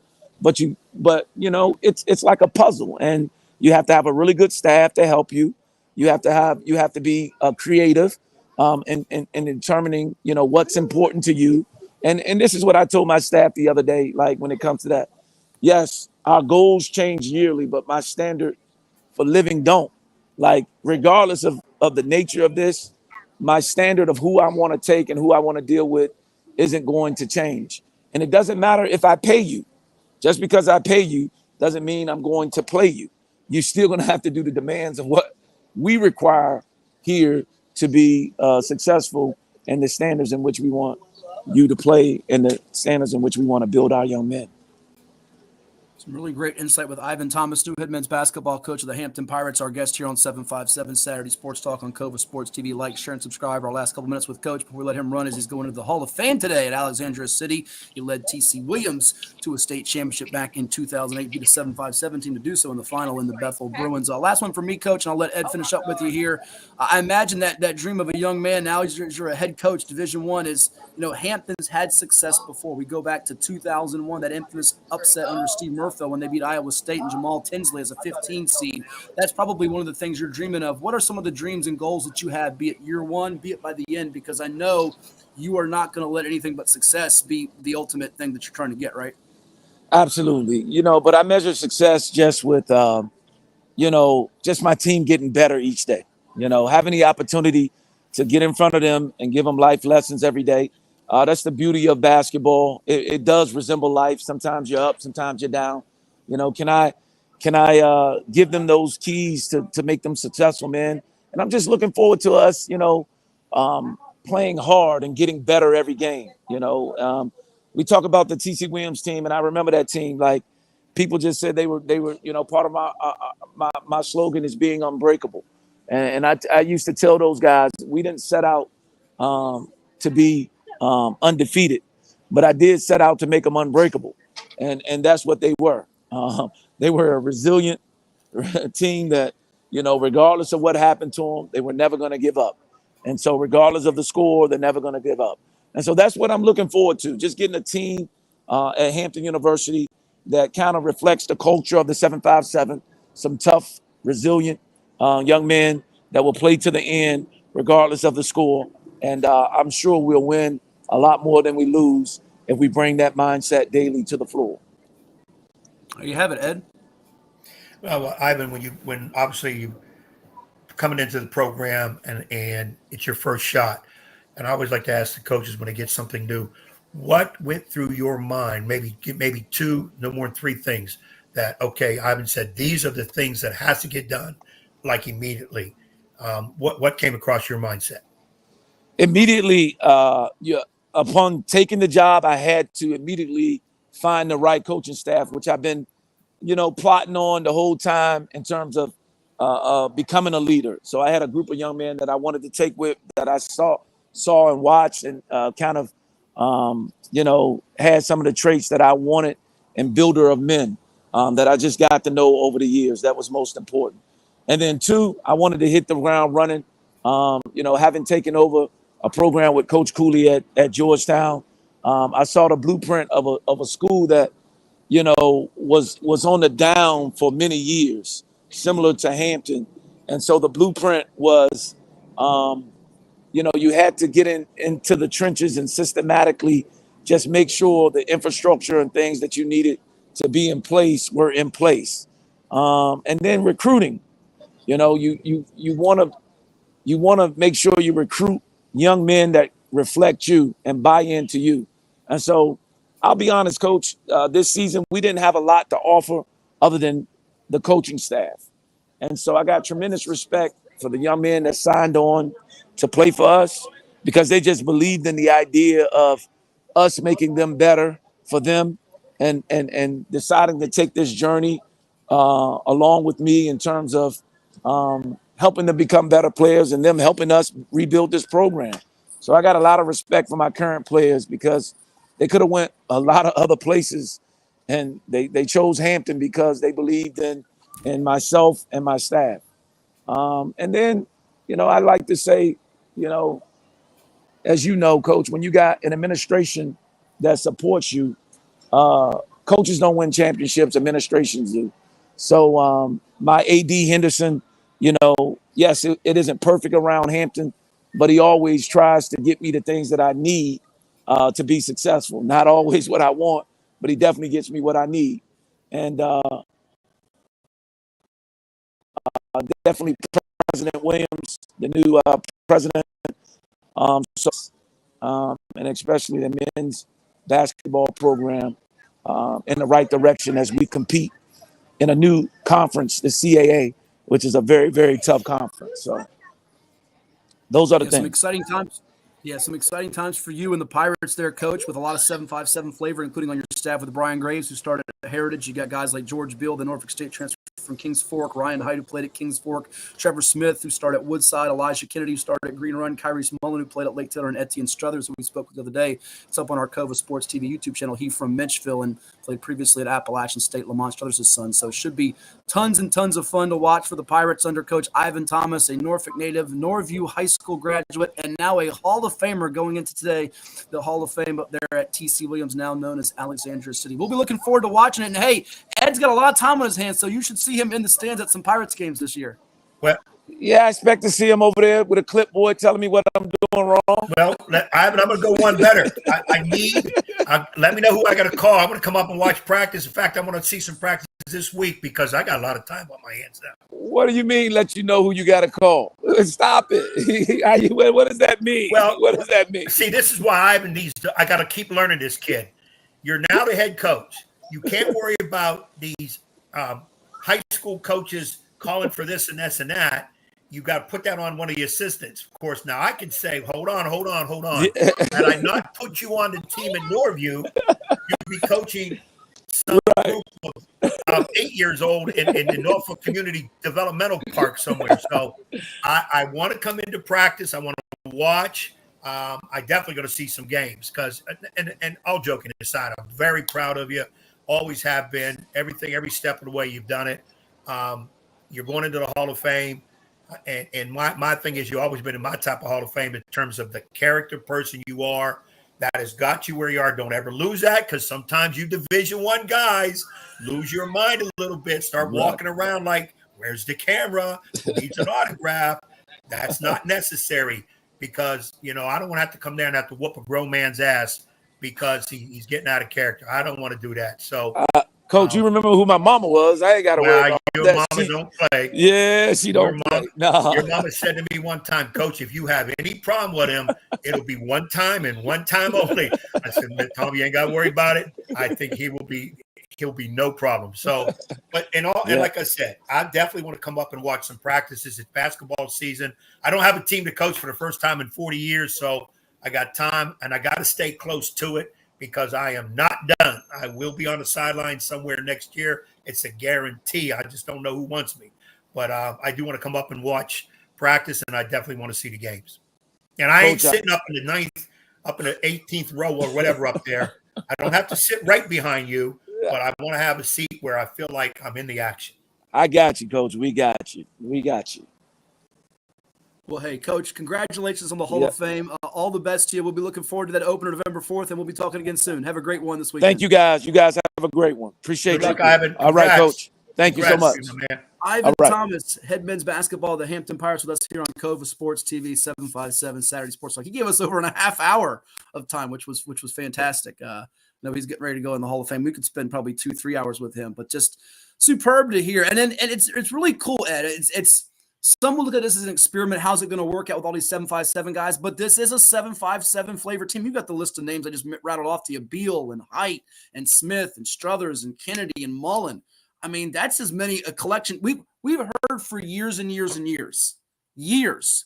People say, why doesn't Hampton or Old Dominion or Norfolk State or fill in whatever Division I school, William and Mary, which has a different academic standard than some others, have more guys that are local homegrown? Well, here you go, folks. You got a local guy as the head coach, a local guy as an assistant coach, and a team with a litany of Tidewater-based players. We'll see how it does. They've been less than stellar lately. Let's just be honest. It's a long way to go to be having those glory moments like we saw 23 years ago with Steve Murfeld and the Pirates knocking off Iowa State. Long ways to go to get to there, but we have seen it. It is attainable. A lot of things about Hampton. Their conference jumping the last few years. They're all over the place. Mm-hmm. For a second there, I forgot they're in the CA. They were MEAC. They were in the Big South. Now they're in conference on the CAA. They had to find a landing spot. Their basketball has become stale over the last couple of years. They did have some local kids. And in defense of some of the college guys, you can't just take a kid because he's local. Because I've always said, when you take a local kid, for the most part, you got to play him, or you're sending a message to future local kids. Well, if you come here, you're not going to play much, because you got to get who's going to help your program. Now, here's the problem with Ivan at Hampton. They're going to be successful, but with today's game, the portal, he has a chance to lose those kids. And it's almost like now you have to have a junior college recruiting mentality. You got to get a kid for a year or two, because JUCO's 2 years, and then you hope that he would stay, but more than likely they're going to be able to be offered more money elsewhere because it's all money now, and that kid's going to go. You like to think, well, Coach Thomas talks about character and development and your personality, and we're going to make you men. And so that kid would stay there all 4 years. People, that's yesteryear coaching. Your own son can be on your team and jump in the portal because he can make more money elsewhere because his mama told him to. Get away from your daddy and give you enough money. That's the type of game we have now, and it's a shame. It's a joke because Hampton becomes a minor league for those bigger Power 5 type teams. That's just exactly what it is. Now, what Ivan has to do is be able to find out who jumps in that portal from maybe teams a little bit lower level than him, has the right type of attitude to be played for him, and now he gets something out of that. But that's just the new monster that has been created, and it will never be put away unless the NCAA really does something about it. I'd be careful with my choice of words about it, but because they're always so worried about court. But that's the kind of thing we've created. But people need to get out there and see the local teams, especially if they got these local kids, and it's going to be fun to watch Ivan put his personality fingerprints on that program and see what they do, because this is a basketball area with great players in high school and all that, coaches. So let's get out and support our teams, and especially when you got a local guy. As I said, I put the picture up again. There's Ivan. And where's Ivan? There's Ivan right there back in the day. Okay, there's Ivan Thomas, number 32. A little bit of a 6'1" chubby dude who brought a lot to our program, and our program in Norview was pretty doggone good. So cool. We were usually picked last or second to last, and we never finished last while I was there. So I wish him success. I do want to get out there and watch some practices. I sometimes rather watch practices than the games because I'm learning stuff as a coach too. So I'm really excited for the kid. Really, really proud. He's not a kid anymore. He's a grown man. Well, yeah, you're right. I look at that picture. I looked at these pictures last night. I was doing some reminiscing, and I knew we had Ivan on, and I found that in my scrapbook, man. And to see him come from where there he is to what he is now as a coach, and I don't know how much I had any kind of role in that at all. That's why I coach. It makes me proud, and it's a reason why right now, when I don't have my own team again, I'm missing out on maybe helping a youngster, a new Ivan Thomas move on. And that's a couple that's vacancies really out there. You never know what might happen between now and the opening of the season. We'll stick around. By the way, before we take a quick break, we've got more football, NFL picks coming around the corner too. Some college football thoughts for the day. Two other big notes on the basketball front, and we've seen some neat stories. Obviously, Maury had a basketball coaching change with Brandon Plummer go to Elizabeth City State to become an assistant coach. Brandon Plummer played at Booker T. Washington, won a state title in 2006, beating Ed's Warriors of Dance River along the way under Darren Sanderlin, who's the new head basketball coach at Maury. So congrats to Dean Ice. He left Kempsville to go to Maury. Two big notes on the recruiting front, Ed, this week in basketball. Kareem Stagg, the former Oscar Smith standout. We saw him. We interviewed him in the summer at Norfolk State Team Camp, played for the Bill Williams travel program. He's going to Georgia to play his college hoops. He took visits to Michigan, Houston. The rumor was it was going to be Michigan. Ends up picking the Bulldogs under Coach Mike White in the SEC. Go Dogs! And Jordan Scott, the reigning Class 6 State Player of the Year from South Lakes High School in Reston, the alma mater of one Grant Hill, defending state champs. Jordan Scott, you'll see them in the VA Preps Classic, by the way. They've committed Mike Desmond's team. Shout out to Coach Desmond, who wants to have you be crowd surf, I think he said, which was awesome. I still want to see that happen since you're not doing anything this year in terms of coaching. We can have you crowd surf if South Lakes wins. We'll give them like Nandua or somebody, Chincoteague, somebody can beat, they can make you crowd surf, which would be great. But Jordan Scott, by the way, Ed, is going to Michigan State. I think you were thinking Virginia Tech. Maryland was in a picture as well, but your quick thought on Jordan Scott to Michigan State, MSU, and Kareem Stagg to UGA. Scott, Michigan State, whoa. It's a funny pairing because Michigan State is that physical, in your face, all over the court. Tommy Izzo screaming on the sideline type team. And Scott's not that type of player. He's more finesse. He's almost looked like he's sleeping out on the floor as he gets the job done, but he's going to add an element to that team that they need. I think it's going to be a nice pairing, but he's going to have to get much, much more stronger to play because Big Ten's all about physicality, and he's going to get knocked around a little bit, and that can take him off his game. But you know, I did think Virginia Tech. I thought even Maryland would be the team that would get him. I did not think Big Ten for him. Stagg to Georgia is another one that really, out of nowhere, I didn't even know Georgia was really involved with that. It's a funny pairing. Now, Stagg is a little bit more physical than Scott. Two different types of games, not as finesse as overall skilled, I think, as Scott is. Scott more of a perimeter, Stagg a little bit closer to the bucket. But I could see him in that SEC again, and this is probably with all kids, you got to get stronger. If you're going to play quick at the next level, you're going to have to be at least physically ready to battle in there and there's a heck of a lot more games. And those leagues let you play. So high school, the whistle blows a lot. Those leagues they're going to let you play. And if you can't keep your ground, you're not going to be able to show what you can do. But I'm very happy for both young men. They're going to get a chance to play some big-time basketball. And, of course, now, with the way things are, will they stay, feel comfortable and stay? Well, there's you been don't rumors know. of Tom Izzo. Will Because Tom Izzo be around by the time Jordan Scott gets there? You certainly hope so. No. You think no? I'm going to tell you right now. You think no? Tom Izzo will not be there by the time. Well, that's different. That's different than if you know. I think that they're two intriguing fits. I'm fascinated to see how both of them do. And the way that is, you never know if they'll end up, concluding there. But they're two of the very best, and Stagg now playing at IMG Academy in Florida. We'll take a timeout, come back with some more here. We've got football sound coming your way too, and the NFL picks. It is 757 Saturday Sports Talk on Kova Sports TV. Like, share, and subscribe to our YouTube channel. And you know what's coming up in November, Edward? Not just Thanksgiving with all kinds of turkey and the trimmings and some big football games. What else do you have in November?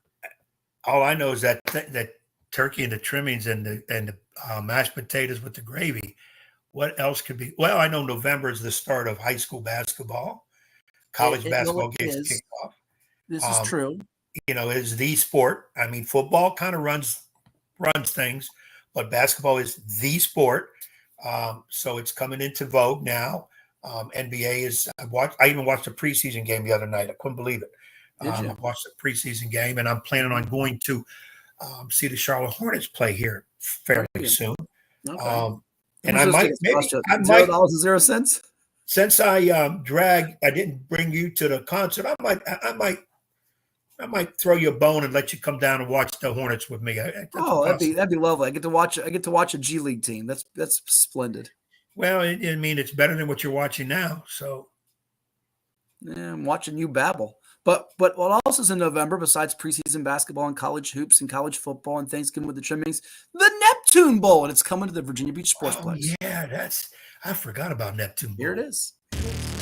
Don't miss the third annual Neptune Bowl.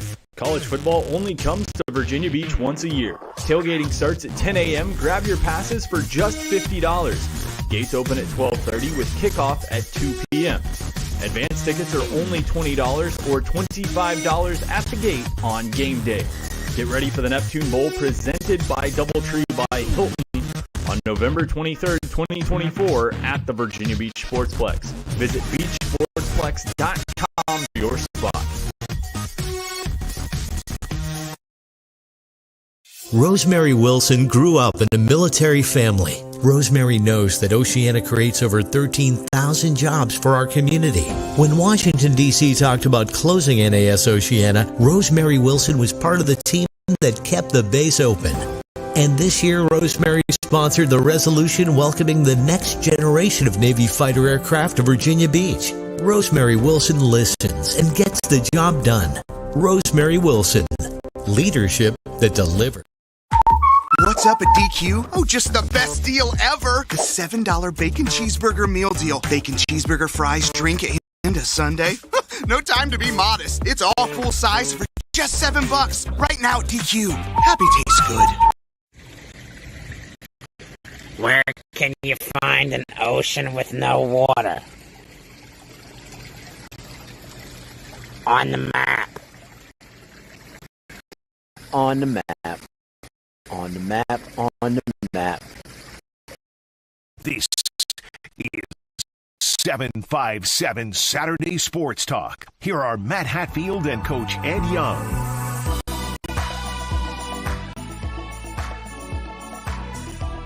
We're putting sports back on the map in the Commonwealth of VA on 757 Saturday Sports Talk. Like, share, and subscribe to our YouTube channel here on Cova Sports TV.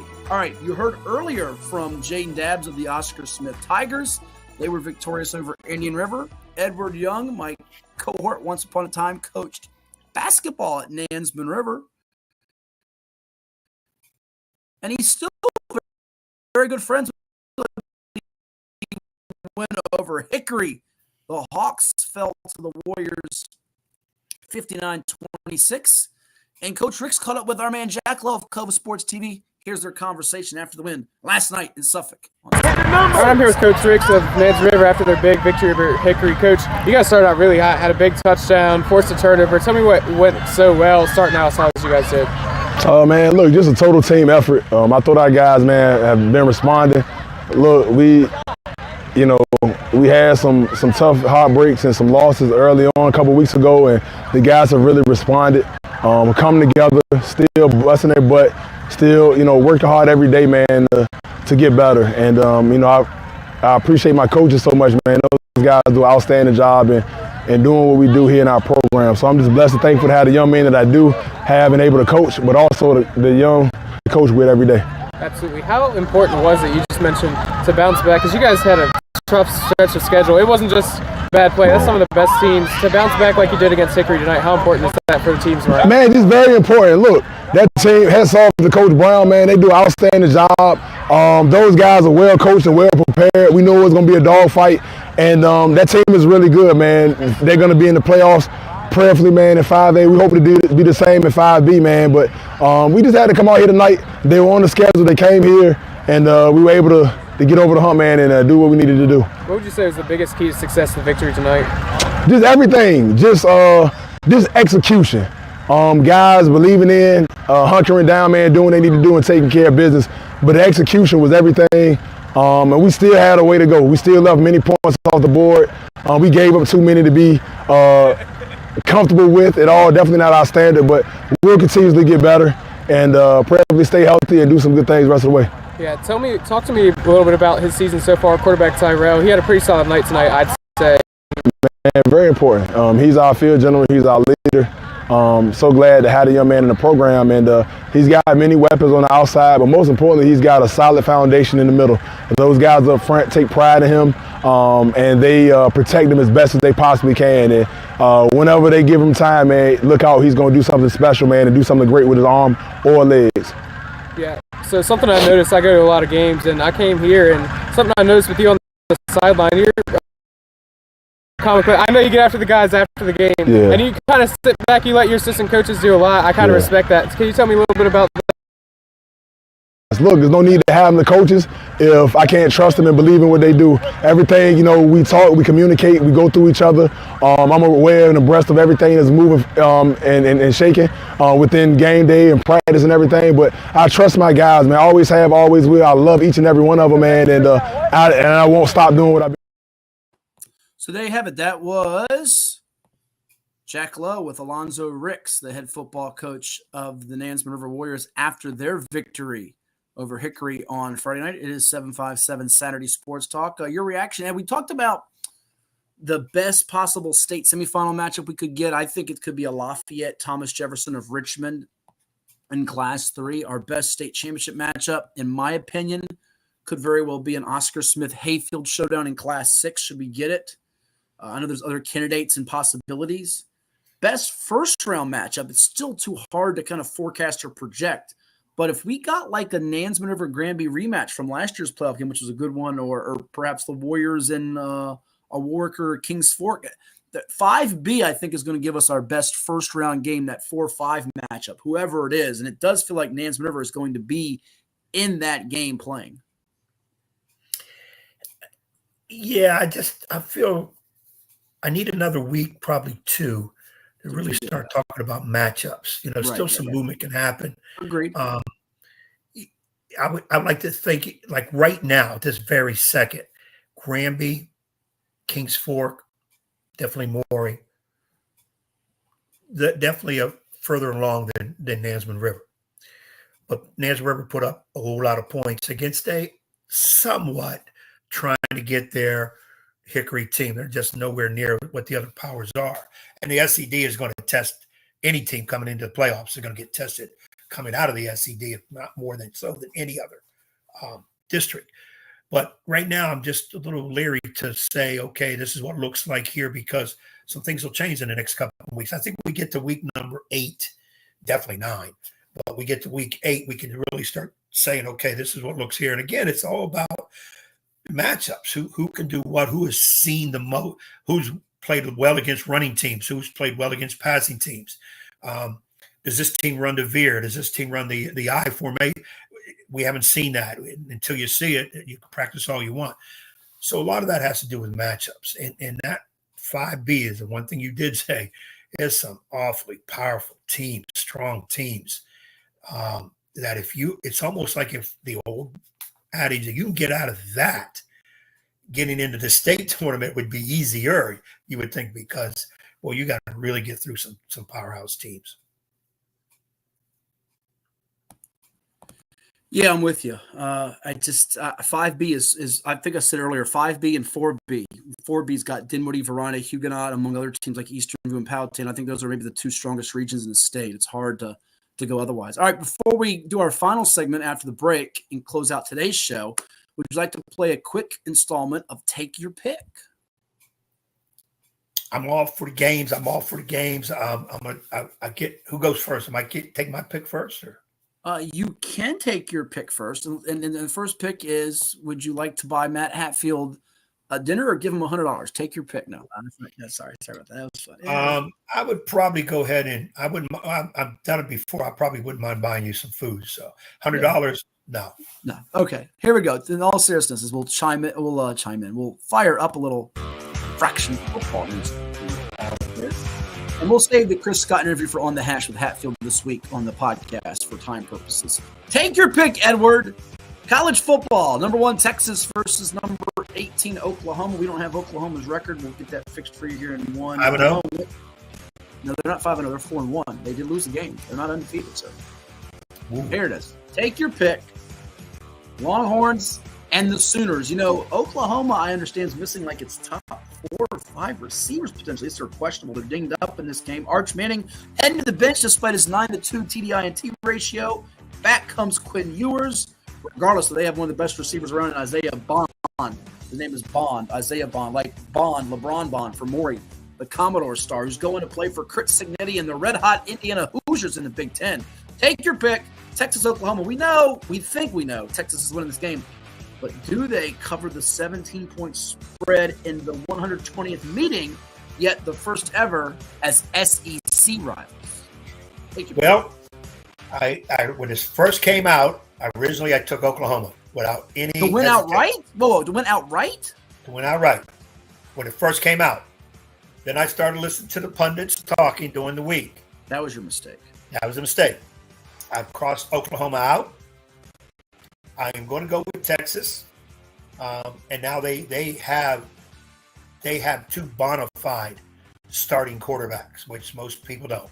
They have 2 bona fide starting quarterbacks, so it won't matter. I look at the minus 17, and, I think at the beginning of the week it was 15 and a half, 15. It was 15. It's going up. It's rising. It's climbing. And that's because I'm hearing a lot of the pundits say Texas by at least 20.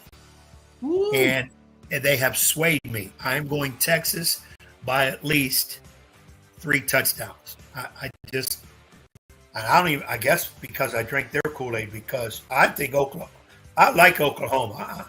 I'm a big Oklahoma fan. And when they play at home, they're going to be riled up for this. It's a major rival game. I know they got guys hurt, but they have talent on that. That's not one of them teams that only has 1 per position. No, they've got talent. They just haven't maybe used it. But I just think Texas is that good that good that they can win this by, I think they can beat that spread. I think 20 points is not out of the question, even though it probably is going to be Oklahoma with a halftime lead. But I think Texas wins this. Oklahoma's not leading at halftime. This is 42-17 Longhorns. Book it. Book it. Another take-or-pick matchup. Penn State, number 4, 5-0, taking on the Trojans, coached by Lincoln Riley, 3-2. The line is now 3.5. It's a hook. Take your pick. Penn State trying to stay unbeaten, keep their playoff hopes alive. Southern Cal is hanging by a thread here. They've lost a couple of tough ones.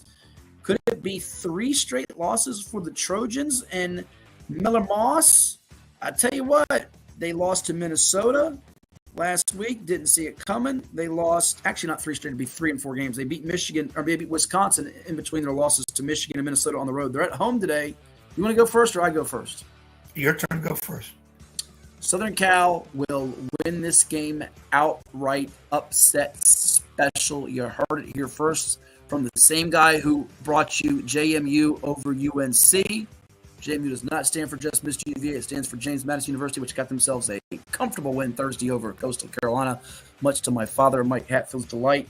Penn State, I'm not sure Drew Allar is going to have as spotless a game. I know Southern Cal's defense can be leaky at times. Give me the Trojans to knock off James Franklin's front-running Nittany Lions. Yeah, I said it. Well, for a while I agreed with you, but I have switched it.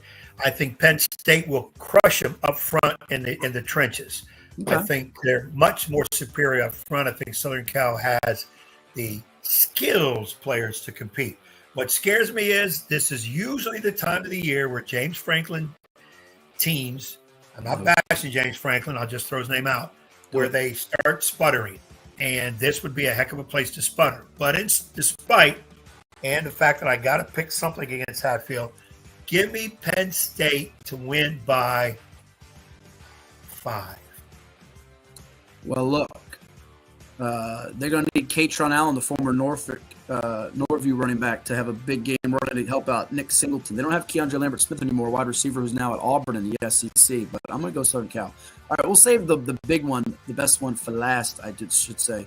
Let's go back to the SEC. Number 9, Ole Miss at LSU. I think the total's awful high in this game, by the way. I like the under. I think this game is too high scoring as far as the total goes. What do you think, though? You get to go first, right? For the Rebels and the Tigers down in Baton Rouge on a Saturday night. Yeah, this is what college football is all about. Baton Rouge, Louisiana, LSU territory at night. I think it's going to be one of those crazy 48, 42 games. No, I'm going under. I'm going under the, what is the total now? Is it 66.5? It's a lot of points. I know that. I don't even know what it is. It's up there, and I think it's going to be way up there. And I'm going LSU, probably by, again, close. 62.5. I'm going under. 62.5? Too many. I think it's too much. You're going over on me. Yeah, I'm going to go over on it. I'm going to go 66. I'm going to go LSU to knock off Ole Miss. We'll put Marvin Sapp tickets on it. You're going to go LSU over Ole Miss. I think LSU wins the game as well. I like the 3.5, the hook. Real quickly before I move on, which coach is under more pressure to get the win? Brian Kelly, your former Irish coach, or Lane Kiffin? I'm going to – there should be pressure on either guy. I hate to see teams ranked and winning a lot of games and there's pressure on the coach. Come on, man. I would say probably Kelly. A little bit more pressure on the former Notre Dame head man. The former NFL All-Pro and Florida State star who was 26-6 at Jackson State, now talking to the folks at College Game Day. Deion Sanders, prime time in Boulder. Take your pick. Kansas State 4-1 at Colorado. You know how much I despise Deion, so I'll go first. Who do you think I'm taking, though? I mean, come on. Who do you think I'm taking? Who are you going to take? Yeah, who do you think I'm taking? Well, you despise Deion unless you flip it. Kansas State, but you might flip it and say, even though I despise Deion, I'm going to go with his boss, but I would say you would take Kansas State. I'm actually, against my will, kicking and screaming, taking Colorado to win this game. I think Shedeur Sanders and Travis Hunter both show out. They both ball out. I think the fall is coming for Colorado, but they've actually improved their line play, which you just talked about the trenches being such a big deal today for Southern Cal, Penn State. I think they'll hold up against Kansas State. Listen, I think the quarterback for K-State, Avery Johnson, not to be confused with Squeaky Shoes Avery Johnson, who used to play for the San Antonio Spurs and coach Alabama. That's a bad Avery Johnson. Not to be confused with that Squeaky Shoes Avery Johnson. He could be a little mistake prone in this game, and I could see this being your track meet. This could be your high scoring game. This could be your 40-34. This could be your buckle up. Love the over of 50. What is it? 55.5. It goes over that. I think Deion wins the game, and you apparently think so as well. Yeah, I'm going Colorado. If Colorado, if you're going to do it, this is the one you need to do. Prime, not prime Deion, prime time at home, ranked team, a very good ranked team. A lot of people think they're going to win the Big 12. This is your time to do it. Now, flaws in the line play, especially offensive line, but again, you've got a tremendous quarterback with a heck of a skilled player and Hunter out there and a few other guys that fill in well.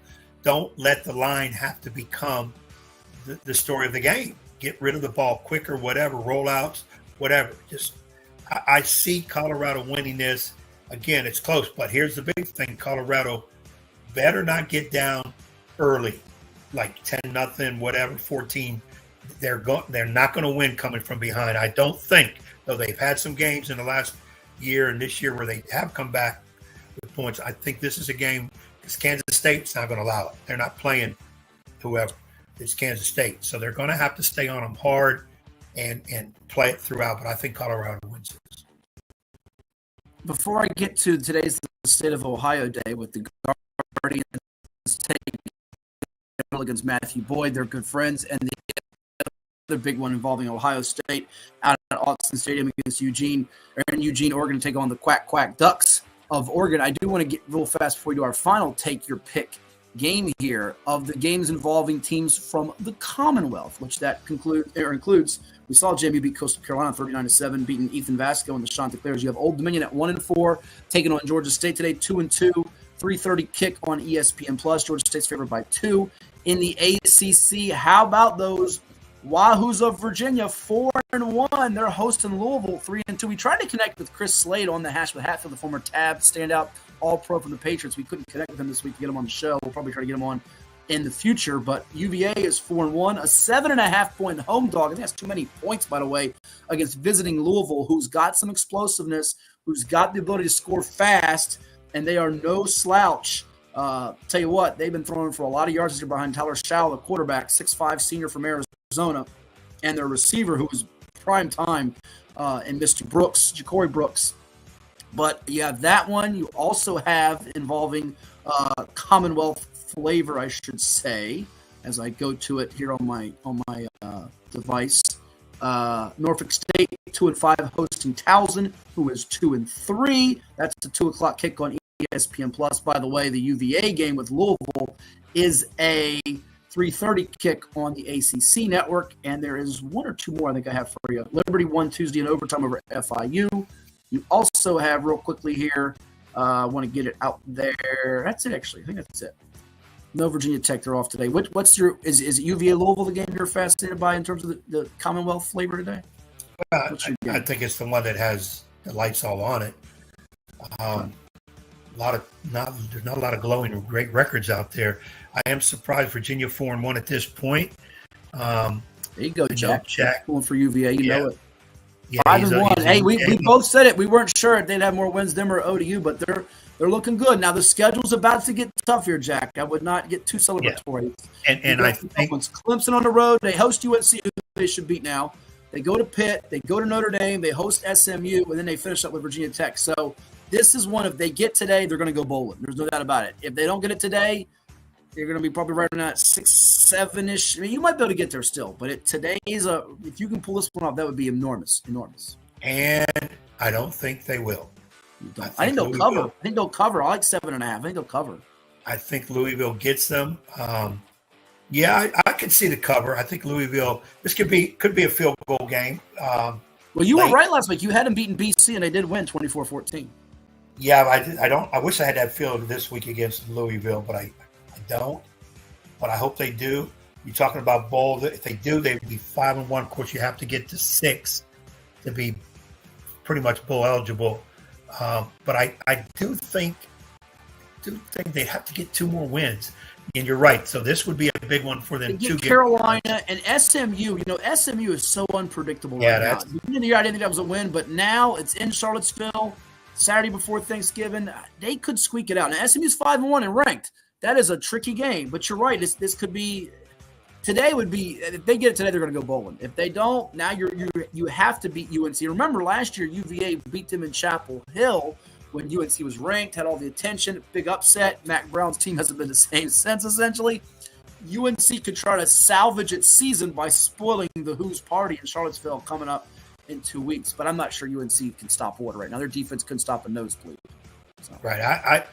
It would be a great win for UVA because now they only have to get 1 more with the rest of that schedule, which I think they can, and they're in the bowl. Yeah. If not, now they got to get 2 wins. It could be a little bit tougher. It'd be so great if they beat Notre Dame just to make your life miserable on November 16th. That'd be great. No, they're not. Notre Dame wins that game by 30. Yes, just like they beat Northern Illinois by 30. Oops, my bad. Last one, I'll take your pick. That was bad. It still gives me a headache. I still try to forget that game, and that game's going to come back and haunt them.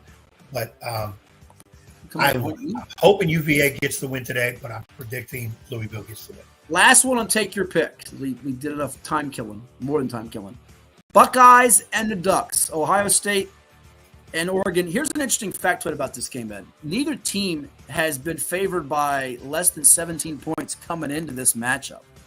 So it's really their first test in each's case. It's going to be rocking in Oregon tonight in Eugene.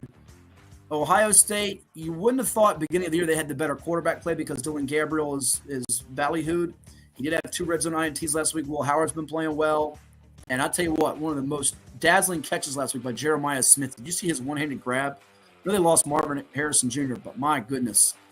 I think this is a 38-35 game, and I'm going to score it in the Buckeyes' favor. Oregon was my preseason pick to win the whole thing, but I just don't know if I have faith in Oregon having to make that clutch play late. And even so much, not just on Gabriel, but if they can run it on Ohio State's defense for, 50, 60 yards if they have to the last couple drives to pull it out. It's another game. I've gone back and forth. The tennis ball, yeah. They got turned the radio off, stop listening to the so-called expert. Form your own opinion. Don't be influenced by the outside noise. Block it out. Yeah. I think because it's at Oregon, 12th man, that crowd, and I watched Oregon beat up, who was it last week? Michigan State. They were not as – the score got dominant, but they had chances early to put the whammy on them, and they didn't. Now, some of that could be looking ahead and excuse. It is what it is. And it can't. And you cannot play that way against Ohio State because coming into this season, I thought it was Ohio State, possibly Georgia, outside chance of Alabama being the best team in the country with Oregon lurking. And Oregon is still lurking. I just think their speed, Gabriel's very good at that quarterback position. And it's going to come down to what can Oregon do instead of their offense. What's their defense going to do? Because Ohio State has a lot of weapons. You mentioned them wide receivers, and they run the ball fairly well too. So 2 really good backs, not just Trevion Henderson from Hopewell, but also Quinshawn Judkins with 468 and 5 TDs, averaging almost 8 yards a pop. And Ohio State's defense has been a little bit better in terms of they shut down Iowa last week, which is not an offensive juggernaut. 7 points, Michigan State 7, Marshall 14, Western Michigan nothing, Akron 6. Oregon's defense 10, 13, 14, 34, 14 out. 34 was to Boise, which has got Ashton Genty, who should be a Heisman finalist this year. Yeah, they're good. Boise State is good. Really good out of the Mountain West. So that was maybe the one test. They were still favored by a lot at home in that game. So the numbers could be a tad deceiving there, but I'm going Buckeyes close. Wouldn't be surprised if they see each other again and it goes the other way. But you're going to go Ducks? Does it sound like you're going Ducks? I'll again go against you because I was leaning towards Oregon. That's the side of Oregon's on. I will go with the Ducks in a close one too. So this would be, I think, though, there's a lot of really good ranked teams playing each other games today. Oh, bunch. There's a bunch. Man, this would be. It's almost like I want to get that urge to go to a certain place. Oh, no. That could be dangerous if you do that again. 24 screens so I can catch everybody. Yeah. I'm not well invested in any of the particular teams, but these should be some great college football games under some great atmosphere. Should be. It should be. I'm all game, provided the baseball goes the way it needs to in the afternoon, because if it doesn't, forget about it. Baseball's done to me. Guardians, Cleveland rocks. You have to save America, Cleveland. You can't let the Tigers and Scuba win this. Well, you've got Detroit, New York, L.A. Then we'll get our disastrous New York, L.A. World Series or New York Subway Series. Oh, my gosh, I'll be miserable. Look at my eyes. I'll be doing this. I'll look worse than Droopy the dog. I cannot have it. Cannot have it. Guardians, give me some magic. Tom Hamilton and the boys. Got to come through. Look at that. That dog's going to be barking. You said Yankees. You got excited. That's his team. No.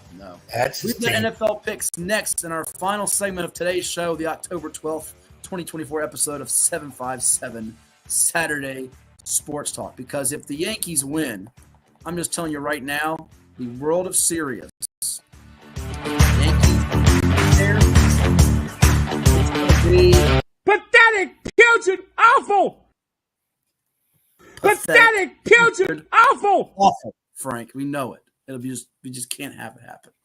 One more time out, and we'll come back with finishing the show here on Cova Sports TV. At CHKD, sports medicine is more than just treating injuries.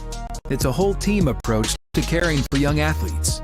With experienced physicians, surgeons, trainers, and rehab specialists here when kids and teens need them. Athletes prevent injuries too, with advanced training and conditioning programs that keep them in the game safely. CHKD Sports Medicine, where kids are more than patients and we're more than a hospital.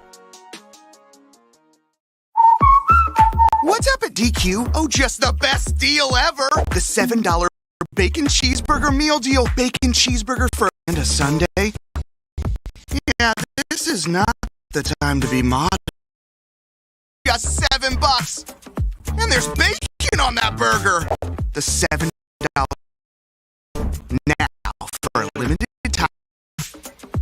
Only at DQ. Happy tastes good. What is more? Is it more reps, more strength, more stamina? We say it's all of that, but it's great. It's about improving your mental and physical health. More is a feeling of achievement, fulfillment, confidence.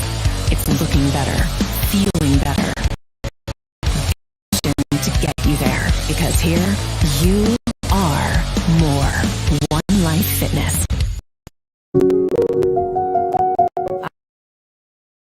I know this town. More important, they know me. As a banker at Town Bank, we become part of the communities we serve. The people know us. When you bank with Town Banker, you'll know you can reach us, and you'll know we're here for you. And now back to Matthew Hatfield and the evil basketball coach. Blast you, Ed Young!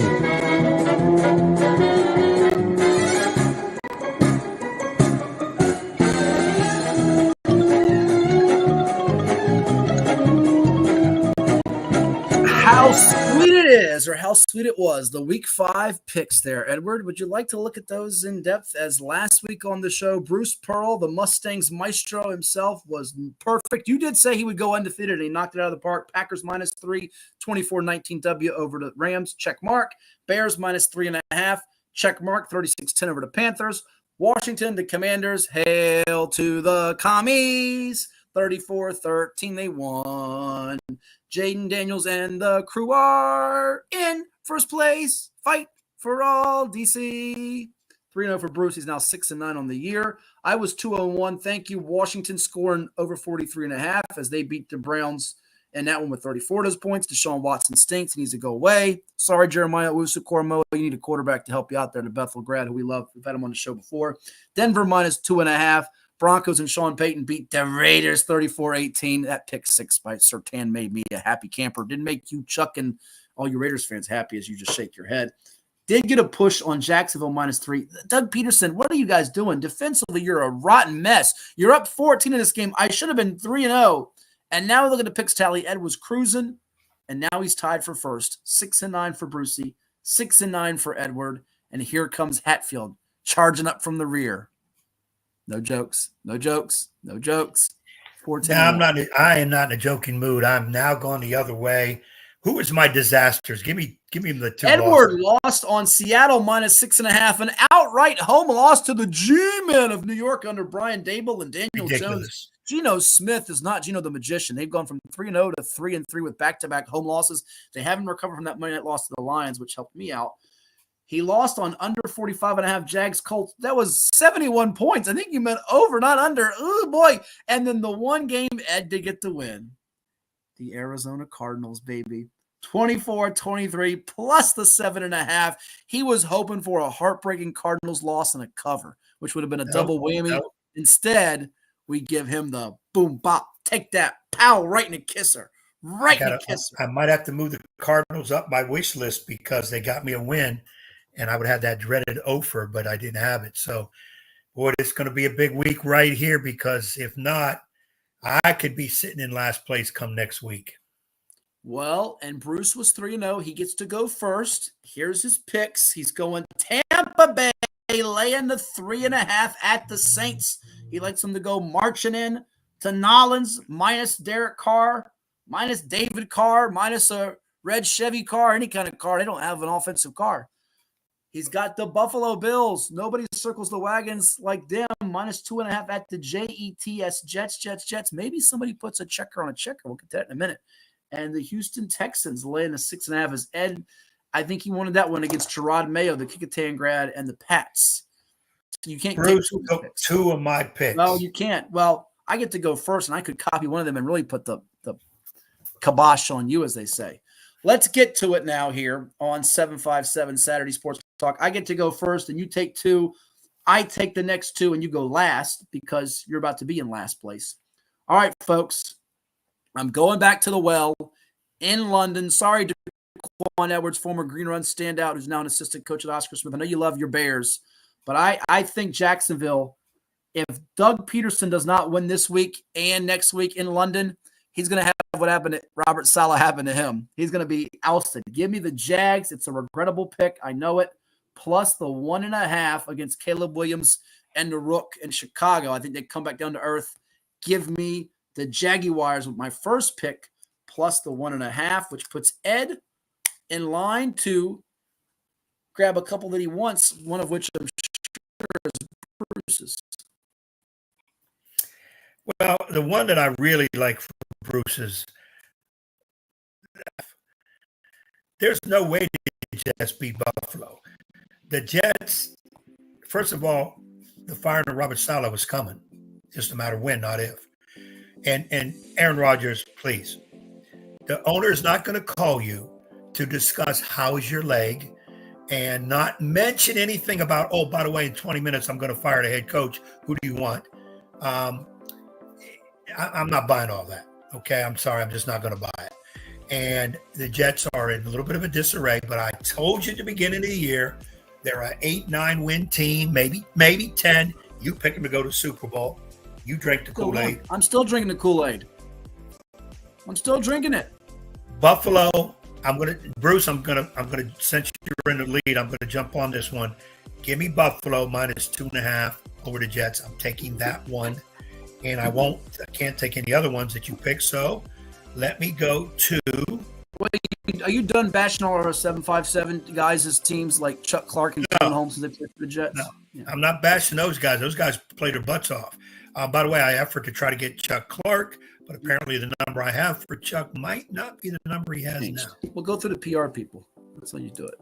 That'll take a year and a half. Yeah, I'm sure it will. By then, the Jets will have another new coach. They'll have another new coach. Say something funny. They'll have another coach by then. By the way, which Kool-Aid you want? You want grape? You want tropical? It's great. My 8-year-old niece loves it. Whoa. There is absolutely 0% he'll coach the Jets. He hates the Jets with a passion. He hates the Jets more than I hate the Dodgers. Yeah, he and hates the Yankees Jets. right now. Okay, But put some figures down, some moolah down, and nobody else wants him. He ain't taking the Jets. Jerry Jones will give him moolah. The Giants will give him moolah. That's a possibility. He is not coaching the Jets. If Bill Belichick coaches the Jets, I will shave my head. Boy, I would love. I got to call Belichick. I got to call him and tell him, just take the job for 1 year. That's it. So Hatfield shaves his head and then resigned. He did that before. He did that before. He took the job and resigned. Remember? He did that before. Who did he take? Remember? You don't remember that in the 90s? He took the job and then he resigned in the press conference. With the Jets? Yes. Back in the 90s when Parcells, remember, he left and he took the job? Yeah. You don't remember that? Look it up. He won't do that twice. No, that's why he's not going to. He's not. Okay, so your first pick is Buffalo minus 2.5. Go on, continue. What do you got? Yeah, Buffalo, and I had a tick. Where'd I go? Well, I know people are going to tell me don't touch this game because I'm taking the Bengals minus 3.5. I was going to take that one, you dirty dog.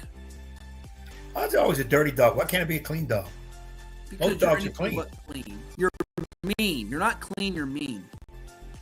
Bengals 3.5 over the Giants. Yes. I was going to take that one. I tell you what, I like the Lions a lot minus the 3 against the Cowboys.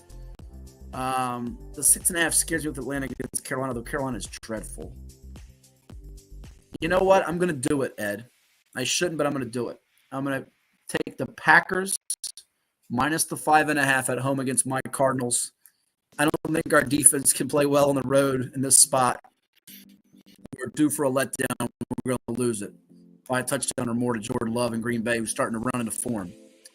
The 9.5 is a lot of points for Philly. I could see Washington get blown out. Sorry, Jaylen and the Commanders at the Ravens, who are starting to run into form as well. For my last pick, I'm going to do it just to make you and Bruce angry. You guys are counting out the Jets. When you're a Jet all the way from your first cigarette to your last dying day. This is their stand. I'm putting a checker on a checker on a checker. Give me the Jets plus the 2.5. They have to save their season at home, beat Josh Allen and the overrated Bills and Bills Mafia, and they're going to do it with that defense. And this is Aaron Rodgers' last stand, desperation mode. Remember, they won at home last year on Monday Night Football without Rodgers, who got hurt. Came from behind to beat Buffalo, who gagged like dogs, and Sean McDermott company are going to gag like dogs again. Give me the Jets, Jets, plus 2.5. I really, really, really wanted to take the Colts. Plus the 2.5. They were actually favored by 1. And my man Sal Pal, Vito's son, says it's the lock of the week. I didn't do it. I might regret it later, but I'm taking 2 pups with the Jags and the Jets to go with a favorite in the Packers. What says you for your final selection to go with Buffalo and Cincinnati? Do you make it an AFC trifecta or are you going NFC? AFC trifecta. Chargers minus 3 over Denver. Wow, that's with Justin Herbert at Bo Nixon, the rookie quarterback in Denver, who's taking the over in that game instead. 35.5 is low. Yeah, that's low. I think it's going to be definitely in the 40s. But I think San Diego pulls it out. I think it'll cause problem for the youngster at quarterback for Denver in this one. If Denver wins, what's that, 3 in a row? If they win it? 4 in a row. Something like that. 4 in a row. That means Denver is going to city. But I think San Diego needs to do something to show what they're going to be a wild card potential. This would be the game to do it. All right. To recap, Bruce, his selections. He's going with the Bills, the Texans, and the Bucks. Buffalo minus 2.5, Houston minus 6.5, and Tampa minus 3.5. Ed's going Buffalo minus 2.5. Copycat. Bruce, Cincy minus 3.5 at the G-Men on Monday Night Football. Chargers minus the 5.5 against the Cardinals at Lambeau Field, and the Jets to put a checker on a checker on a checker. New York with the upset, plus 2.5 against the Bills. And that will close out today's episode of 757 Saturday Sports Talk. How about the action in New York? You got Mets Dodgers on a Sunday night. You have by the way, that's not Monday night, the Giants-Bengals. It's Sunday night. Same night as Giants-Bengals, you have Mets-Dodgers. Same night as Yankees versus either Cleveland-Detroit, you have Jets-Bills. So New York is going to be buzzing with its sports, football, and baseball. And New Yorkers with something to do off the streets and maybe get into the stadiums or whatever. And they're excited in New York because of the Knicks. Their acquisitions in terms of bridges coming on in town. Still not winning. So and don't forget about Meow Towns. That's what I said. They have Towns coming on too. So yeah, it's a good time to be in New York. We'll do it again next week. We thank Ivan Thomas and all the interviews from Jaylen, Hatton, and Elijah McDaniel of Kempsville to Jaden Dabbs of Oscar Smith. Hit that subscribe button to Cova Sports TV, and we'll talk to you next time right here. 757. So long, everyone.